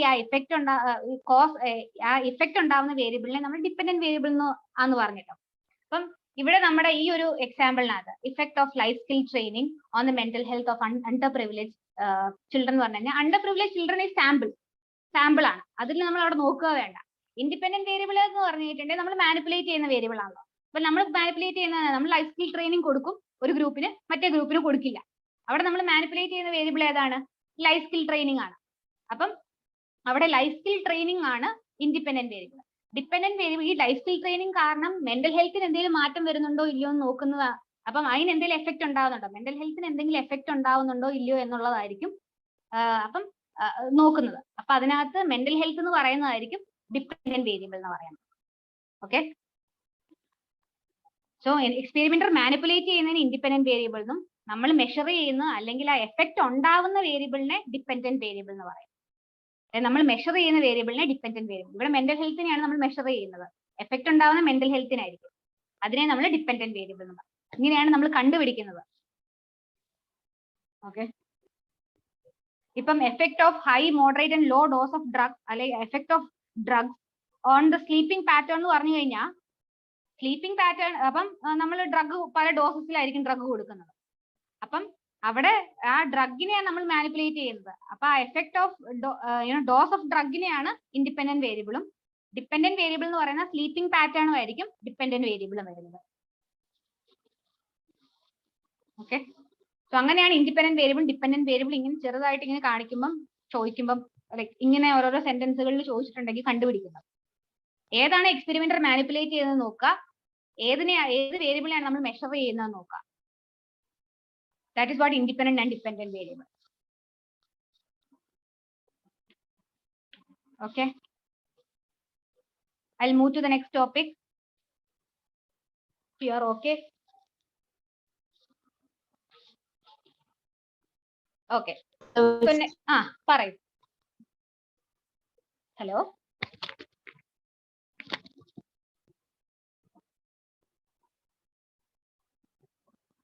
ഹലോ, കേക്കാവോ?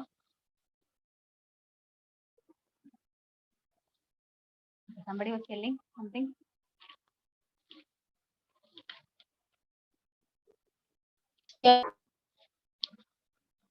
Clear അല്ല.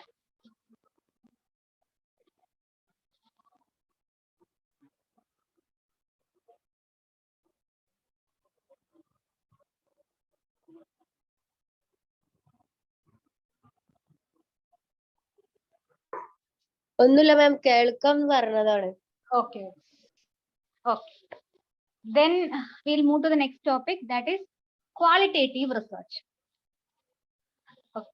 Qualitative research എന്ന് പറയുന്നത് നമ്മൾ നേരത്തെ പറഞ്ഞിരുന്നു. It mainly deals with written data അല്ലെങ്കിൽ verbal data എന്നുള്ളത്. So it's a method of research that produces non-numerical data such as observation of behavior or personal account of experience. So written ഡേറ്റയോ verbal ഡേറ്റയോ ഒക്കെ deal ചെയ്യുന്നതിനെയാണ്, അങ്ങനത്തെ data deal ചെയ്യുന്നതിനെയാണ് qualitative research എന്ന് പറയുന്നത്. ക്വാളിറ്റേറ്റീവ് റിസർച്ചിൽ ഒരുപാട് മെത്തേഡ്സ് ഉണ്ട്. സോ ബേസിക്കലി നമ്മൾ ഇപ്പോൾ ഒരു 7 മെത്തേഡാണ് കാണാൻ പോകുന്നത്. So the methods in qualitative research are ethnography, grounded theory, phenomenology, case studies, narratives, focus group and interview. Okay. First, we are going to start with ethnography. So, ethnography, it's also called as cultural anthropology. It's also called as naturalistic inquiry. It has its roots from anthropology. ഈ ethnography എന്ന് പറയുന്നത് it is a study of cultural phenomena. So, ethno എന്ന് പറഞ്ഞാൽ തന്നെ it means people or folk, whereas graphy means describing something. That is what ethnography is. എത്നോഗ്രഫിയുടെ meaning എന്ന് പറയുന്നത് അതാണ്. സോ എത്നോഗ്രഫി ബേസിക്കലി ഒരു കൾച്ചറൽ ഫിനോമിന സ്റ്റഡി ചെയ്യുന്നതിനെയാണ് ഈ എത്നോഗ്രഫി എന്ന് പറയുന്നത്. ഇപ്പൊ നിങ്ങൾക്ക് you wanted researcher wanted to study ritual, ഒരു പർട്ടിക്കുലർ റിച്വൽ ഓഫ് ട്രൈബ്സിനെ കുറിച്ച് പഠിക്കണം. അവര് ഫോളോ ചെയ്യുന്ന ഒരു പർട്ടിക്കുലർ ട്രൈബ്സ് ഫോളോ ചെയ്യുന്ന ഒരു പർട്ടിക്കുലർ റിച്വലിനെ കുറിച്ച് പഠിക്കണം. അപ്പൊ നിങ്ങൾ എന്ത് ചെയ്യും? You will go there, you will stay with them, നിങ്ങൾ അവിടെ പോയി അവരുടെ കൾച്ചറിനെ കുറിച്ചാണ് പഠിക്കുന്നത്. അപ്പൊ നിങ്ങൾ അവിടെ പോയി അവിടെ നിന്ന് അവരുടെ ഈ ഒരു പർട്ടിക്കുലർ റിച്വലിനെ കുറിച്ച് പഠിക്കുന്നു. ഇതിനെയാണ് ഈ എത്തനോഗ്രഫി എന്ന് പറയുന്നത്. This is A time taking process ആണ്. നിങ്ങൾ അവിടെ പോയി probably it will take 6 months time, അല്ലെങ്കിൽ ഒരു 6 months ടൈമോ 1 year ടൈമോ എടുത്ത് അവിടെ പോയി അവരുമായിട്ട് ഇഴകി ചേർന്ന് അവരുടെ ആ ഒരു കൾച്ചറിനെ കുറിച്ച് പഠിക്കുന്നതിനെയാണ് ഈ എത്തനോഗ്രഫി എന്ന് പറയുന്നത്. അപ്പം അവർ ഈ ഒരു കൾച്ചറിന്റെ സിംബോളിക് മീനിങ് എന്താണ്, എന്ത് കൾച്ചറൽ കോണ്ടെക്സ്റ്റിലാണ് അവർ ഈ റിച്വൽ യൂസ് ചെയ്യുന്നത്, അങ്ങനെ എല്ലാത്തിനെ കുറിച്ചും നിങ്ങൾ ഈ ഡീറ്റെയിൽ ആയിട്ട് പഠിക്കും. അതിനെയാണ് ഈ എത്തനോഗ്രഫി എന്ന് പറയുന്നത്. Okay, it is A study of cultural phenomena. ഈ എത്തനോഗ്രഫേഴ്സ് they seek to gain two perspectives. First perspective എന്ന് പറഞ്ഞു കഴിഞ്ഞാൽ emic perspective, second is etic perspective. Emic perspective എന്ന് പറഞ്ഞു കഴിഞ്ഞാൽ perspective in which the researchers gain the insider's point of view. The researcher tries to comprehend the social phenomena from the research participants' point of view. എന്ന് പറഞ്ഞു കഴിഞ്ഞാൽ it is about understanding the social phenomena from the research participants' point of view. ഇപ്പൊ ട്രൈബിനെ കുറിച്ചാണ് പഠിക്കുന്നതെങ്കിൽ ട്രൈബിന്റെ point of വ്യൂവിൽ, ആ ഒരു particular ട്രൈബിന്റെ point of വ്യൂവിൽ you are trying to understand that particular ritual, ആ ഒരു സോഷ്യൽ ഫിനോമിനെ നിങ്ങൾ ആ ഒരു ട്രൈബിന്റെ പോയിന്റ് ഓഫ് വ്യൂവിലാണ് പഠിക്കുന്നതിനെ എപ്പിക് പെർസ്പെക്റ്റീവ് എന്ന് പറയും. വേറെ എത്തിക് പെർസ്പെക്റ്റീവ് എന്ന് പറഞ്ഞു കഴിഞ്ഞിട്ടുണ്ടെങ്കിൽ you are studying it's outside perspective of the researcher. It is influenced by theoretical frameworks and concepts. It is not guided by the subjective meaning of the research participants.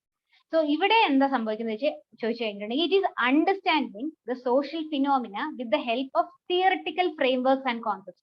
ബുക്കിൽ ഒരുപാട് ഇങ്ങനത്തെ ഈ ട്രൈബ്സിന്റെ റിച്വൽസിനെ കുറിച്ചും കാര്യങ്ങളെ കുറിച്ചും അവരുടെ തിയററ്റിക് കോൺസെപ്റ്റ്സിനെ കുറിച്ചും ഒരുപാട് തിയറീസ് ഒക്കെ കാര്യങ്ങളുണ്ടാവും.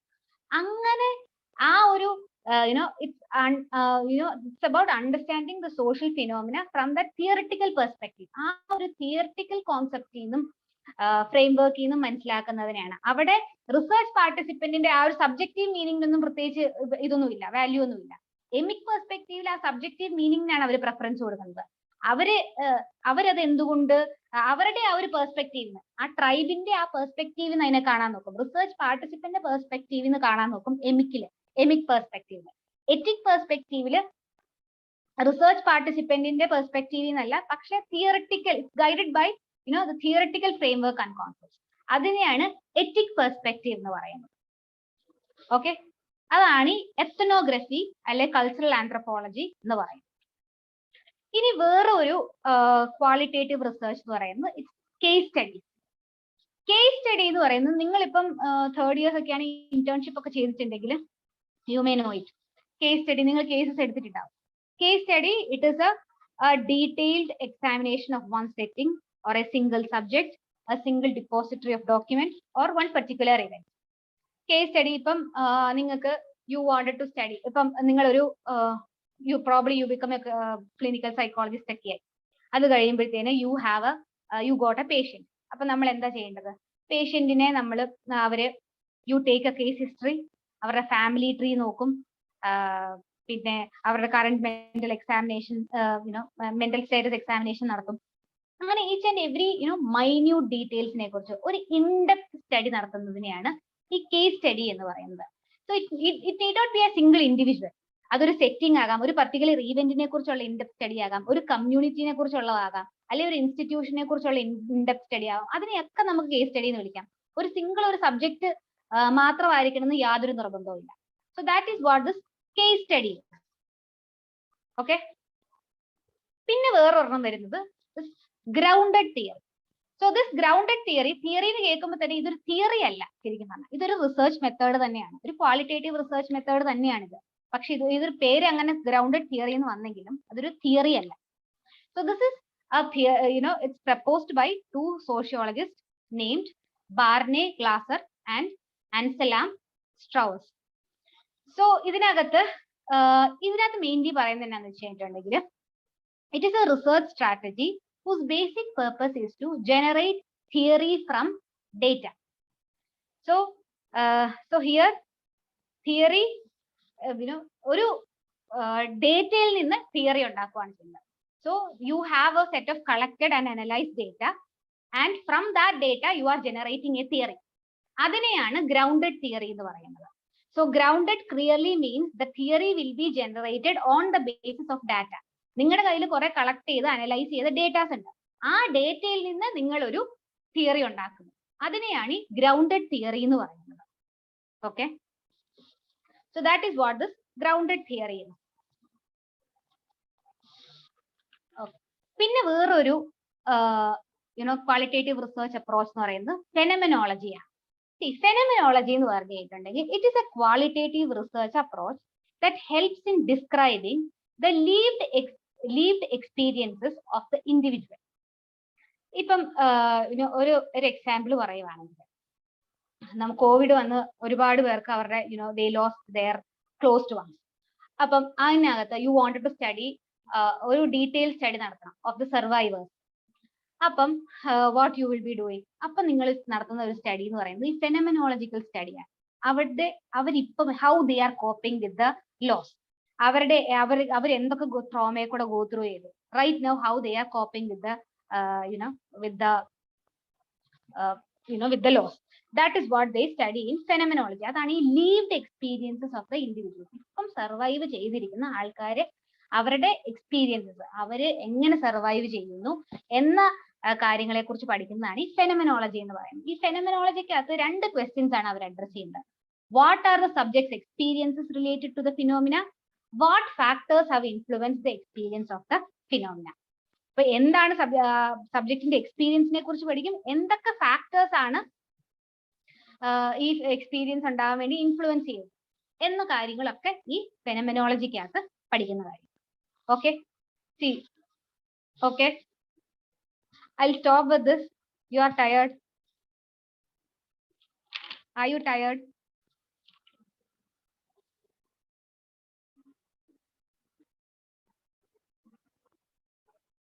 I'll continue in the night. Okay, ma'am. Okay, ma'am. Okay. So you have, നിങ്ങൾക്ക് ഇതുണ്ടോ, നോയമ്പൊക്കെ ഉള്ളവരുണ്ടെന്ന് തോന്നുന്നു ഇവിടെ അല്ലേ? Shameema, you have നോയമ്പില്ലേ? Okay, you are tired? Tired ഒന്നുമില്ല. So you are used to it. Slides ഒന്ന് റീക്യാപ്പ് ചെയ്യാമോ? Yes, yes. ചെയ്യാം. See, നമ്മൾ പഠിച്ചത്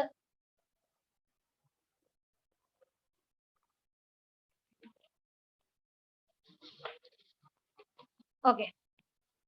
So we have studied about the meaning of research. Meaning of research എന്ന് പറഞ്ഞാൽ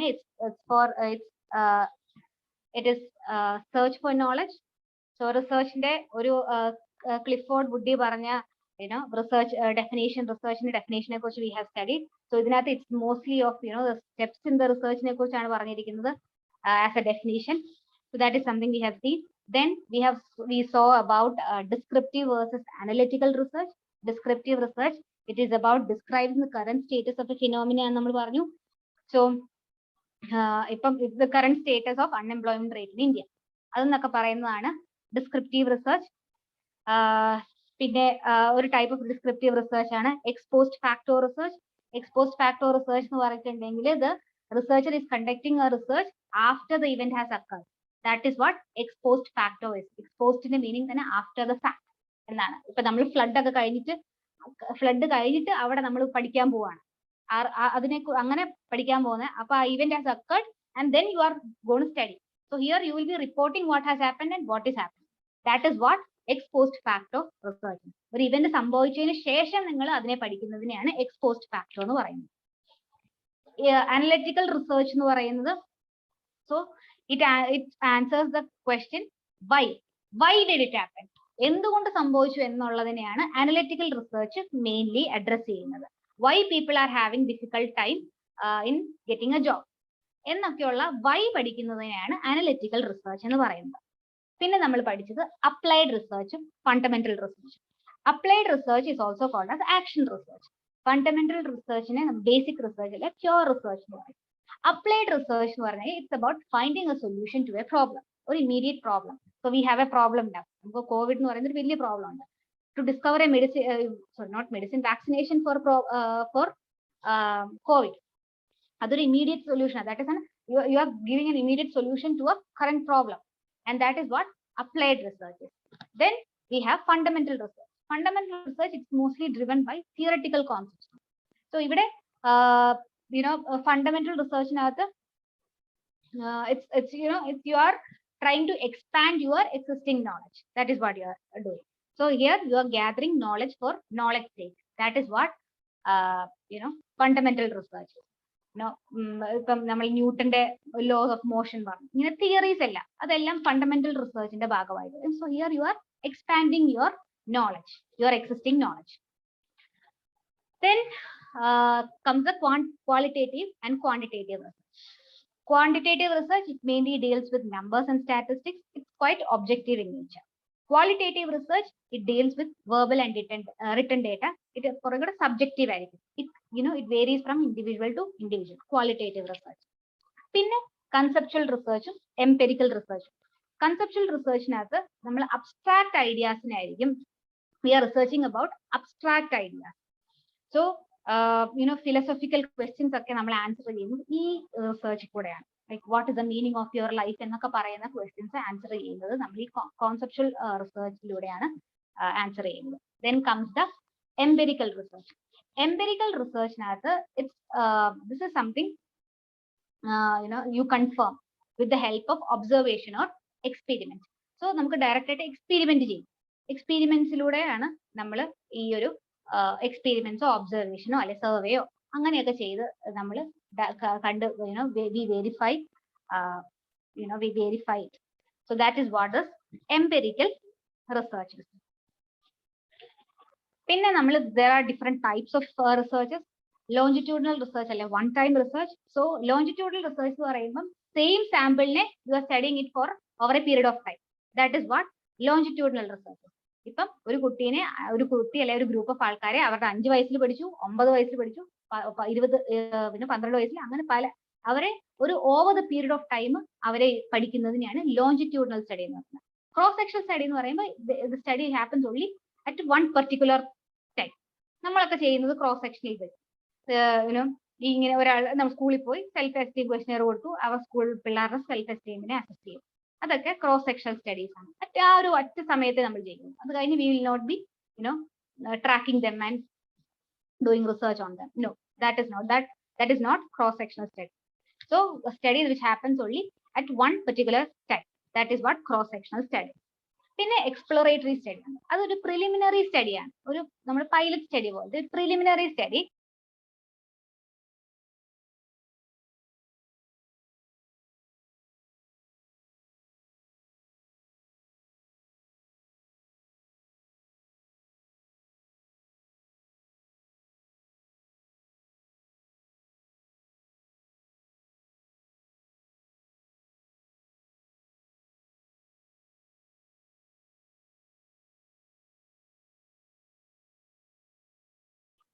Studying a new problem here. So you are studying a totally new problem. ഒരു ഡോക്ടറിന്റെ അടുത്ത് നമ്മൾ എന്തെങ്കിലും അസുഖമായിട്ട് ചെന്ന് കഴിഞ്ഞാൽ അവരൊരു ഇനീഷ്യൽ ഇൻവെസ്റ്റിഗേഷൻ നടത്തും. അതുപോലെയാണ്, അതാണ് just exploring what is it എന്നുള്ളത് എക്സ്പ്ലോർ ചെയ്യുന്നതിനെയാണ് ഈ ഒരു എക്സ്പ്ലോറേറ്ററി റിസർച്ച് എന്ന് പറയുന്നത്. പിന്നെ historical research. Historical research past ഇവന്റ്സിനെ ഡിസ്ക്രൈബ് ചെയ്യുന്നതും അനലൈസ് ചെയ്യുന്നതിനെയൊക്കെയാണ് ഹിസ്റ്റോറിക്കൽ റിസർച്ച് എന്ന് പറയുന്നത്. സോ ഹിസ്റ്റോറിക്കൽ റിസർച്ച് നമുക്ക് രണ്ട് സോഴ്സിലൂടെയാണ് ഡാറ്റ കിട്ടുന്നത്. ഒന്ന് primary sources, second one is secondary sources. Primary sources എന്ന് പറയുമ്പം it's about first hand information, direct evidence ആയിരിക്കും, ഡയറക്റ്റ് എവിഡൻസസ് നമുക്ക് കിട്ടും. സെക്കൻഡറി സോഴ്സസ് എന്ന് പറയുമ്പോൾ second hand information. So primary sources എന്ന് പറയുമ്പോൾ ഓറൽ ഹിസ്റ്ററീസ് ആകാം, റിട്ടൺ റെക്കോർഡ്സ്, ഡയറീസ് ഒക്കെ ആകാം. സെക്കൻഡറി ഡേറ്റാസ് എന്ന് പറയുമ്പം it can B government publications, website, books ഒക്കെയാണ്. പിന്നെ correlation. Correlation is a quite important topic. Correlation, experimentation, experimental research, ഇതൊക്കെ ഇമ്പോർട്ടന്റ് ആയിട്ടുള്ള ടോപ്പിക്സ് ആണ്. സോ ഈ ഒരു റിസർച്ച് എന്ന് പറയുന്നത് correlation means it's the relationship between two variables. 3 തരത്തിലുള്ള കോറിലേഷൻ ഉണ്ട്. Positive correlation, negative correlation, zero correlation. Positive correlation is A relationship between two variables in which both the variables moves up in the same direction. രണ്ട് വേരിയബിളും same ഡയറക്ഷനിലാണ് പോകുന്നതെങ്കിൽ it's called as positive correlation. It can be like one variable increases, other variable also increases. അതിനെയും positive correlation വിളിക്കാം. One variable decreases other variable also decreases, അതിനെയും positive correlation വിളിക്കാം. Negative correlation എന്ന് പറഞ്ഞു കഴിഞ്ഞാൽ one variable increases and other variable decreases, അതിനെയാണ് negative correlation എന്ന് പറയുന്നത്. സീറോ കോറിലേഷൻ എന്ന് പറഞ്ഞാൽ when there is no relationship between two variables. പിന്നെ കോറിലേഷൻ കോഎഫിഷ്യന്റ് റേഞ്ച് എന്ന് പറയുന്നത് which is represented in small r and the range is -1 to +1. ആ ഒരു റേഞ്ചിലായിരിക്കണം കോറിലേഷൻ കോഎഫിഷ്യന്റ് അതിന്റെ വാല്യൂസ് വരേണ്ടത്. So correlation coefficient it helps us to understand two factors. ഏതൊക്കെയാണ്? Strength of the റിലേഷൻഷിപ്പും ഡയറക്ഷൻ ഓഫ് ദ റിലേഷൻഷിപ്പും ബിറ്റ്വീൻ ദ വേരിയബിൾസ്. സ്ട്രെങ്ത് എന്ന് പറയുമ്പോൾ 0 to 1 to it's from 0 to 3 ആണെങ്കിൽ it is weak, 3 to 4 to 7 ആണെങ്കിൽ it is moderate, 8 to 9 ആണെങ്കിൽ it is strong, and 1 is a perfect correlation. So direction എന്ന് പറയുമ്പോൾ it can be positive, negative. അപ്പോൾ positive ആണെങ്കിൽ it will be written +0.7 അല്ലെങ്കിൽ minus എന്ന് പറയും, മൈനസ് എന്ന് അതിന്റെ ഫ്രണ്ടിൽ കണ്ടിട്ടുണ്ടെങ്കിൽ ഇറ്റ് ഇസ് നെഗറ്റീവ് കോറിലേഷൻ നമുക്ക് മനസ്സിലാക്കാൻ പറ്റും. So that is what correlation coefficient. Then correlation, this correlation it does not determine cause effect relationship നമ്മൾ പറയും. So it does not helps to prove causation. So കോസേഷന് ഇത് ഹെൽപ്പ് ചെയ്യില്ല. So cause effect relationship കോറിലേഷനിൽ കണ്ടുപിടിക്കാൻ പറ്റില്ല.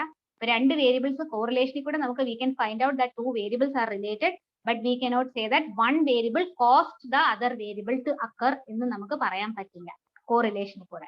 It can be because എന്തെങ്കിലും third variable കാരണമായിരിക്കാം first variable ഒരു മറ്റേ സെക്കൻഡ് വേരിയബിൾ ഒരു ഇമ്പാക്ട് ഉണ്ടായത്. നമ്മൾ സിഗരറ്റ് സ്മോക്കിങ്ങും ലൈഫ് എക്സ്പെക്ടൻസിയും പറഞ്ഞു. സിഗരറ്റ് സ്മോക്കിംഗ് കൂടിയത് കാരണം ലൈഫ് എക്സ്പെക്ടൻസി കുറഞ്ഞെന്ന് കോറിലേഷൻ വഴി നമ്മൾ പറഞ്ഞ കാരണം കോറിലേഷൻ വഴി പറഞ്ഞാൽ cigarette smoking when the cigarette smoking went up, life expectancy comes down എന്ന് പറഞ്ഞാൽ that doesn't mean that cigarette smoking caused a decrease in life expectancy എന്ന് നമുക്ക് പറയാൻ പറ്റില്ല. It can be because of other factors as well. Cigarette smoking കാരണമായിരിക്കില്ല life expectancy കുറഞ്ഞത്.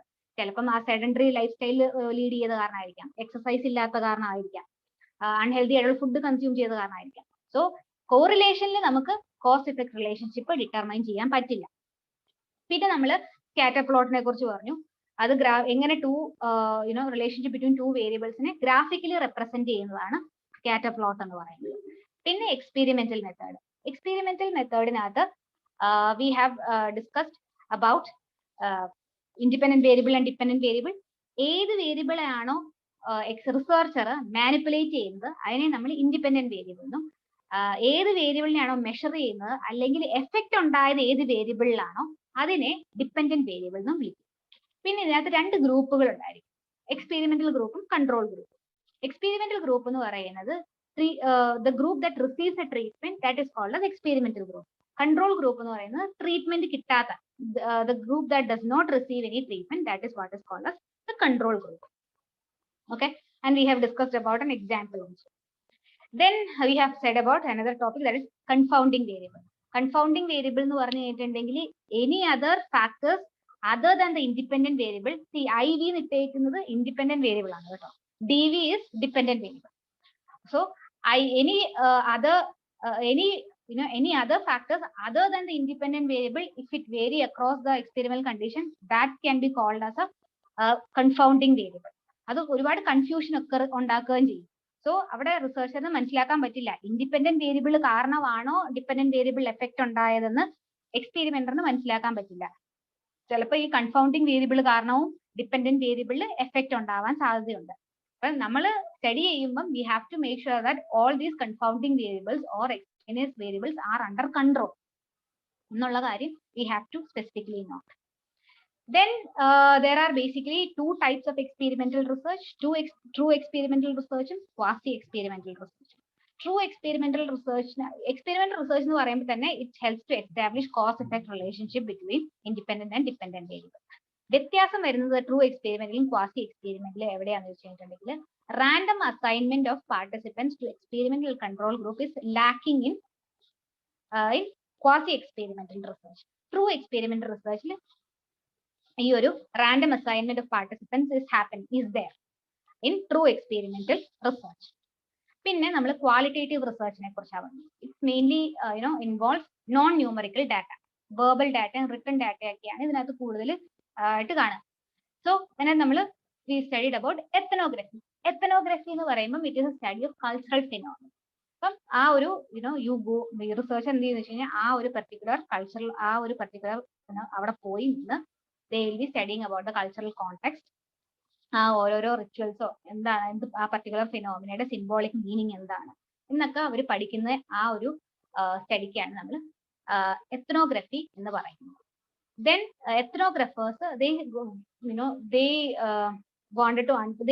understand a concept from two perspectives. One epic perspective, ethic perspective. Then second one is ethic perspective. Emic perspective എന്ന് പറഞ്ഞു കഴിഞ്ഞിട്ടുണ്ടെങ്കിൽ so here it's about understanding the concept from the research participants point of view. So understanding a social phenomena from the research participants point of view. That is what emic perspective is. And ethic perspective എന്ന് പറയുന്നത് understanding the social phenomena with the help of theoretical framework അല്ലെ concept. ബുക്കിലൊക്കെ ഉള്ള theoretical concept അത് വെച്ചിട്ടായിരിക്കും അവര് ഈ ഒരു അവരുടെ ആ ഒരു കൾച്ചറൽ കോണ്ടെക്സ്റ്റിനെ പഠിക്കാൻ നോക്കുന്നത്. That is what etic perspective. പിന്നെ case studies.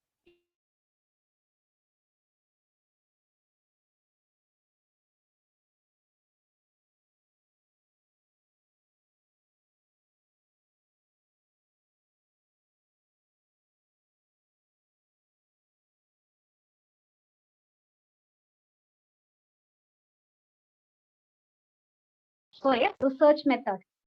So here what happens is that the researcher generates theory from collected and analyzed data.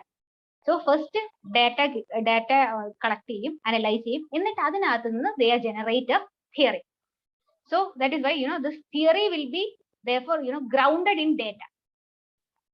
അപ്പം that is what this എന്തിനാണ് ഇവർ ഡേറ്റ കളക്ട് ചെയ്യുക? The data is collected to generate the theory. That is what this grounded theory is. Then comes the phenomenology.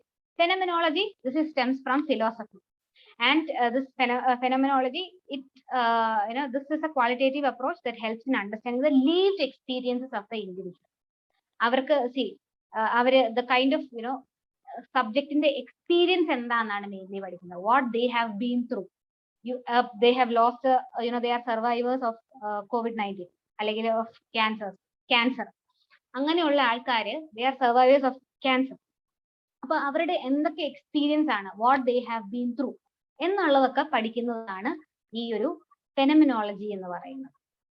So that is what we have discussed today. Okay,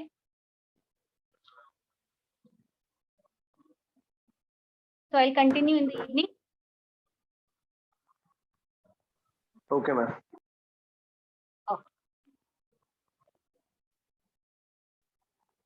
So thank you so much. Thank you, ma'am. Thank you, ma'am. Thank you.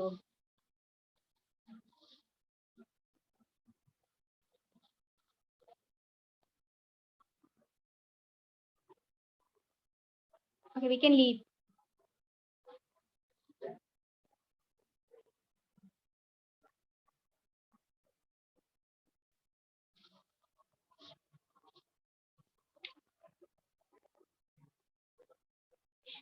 Madam.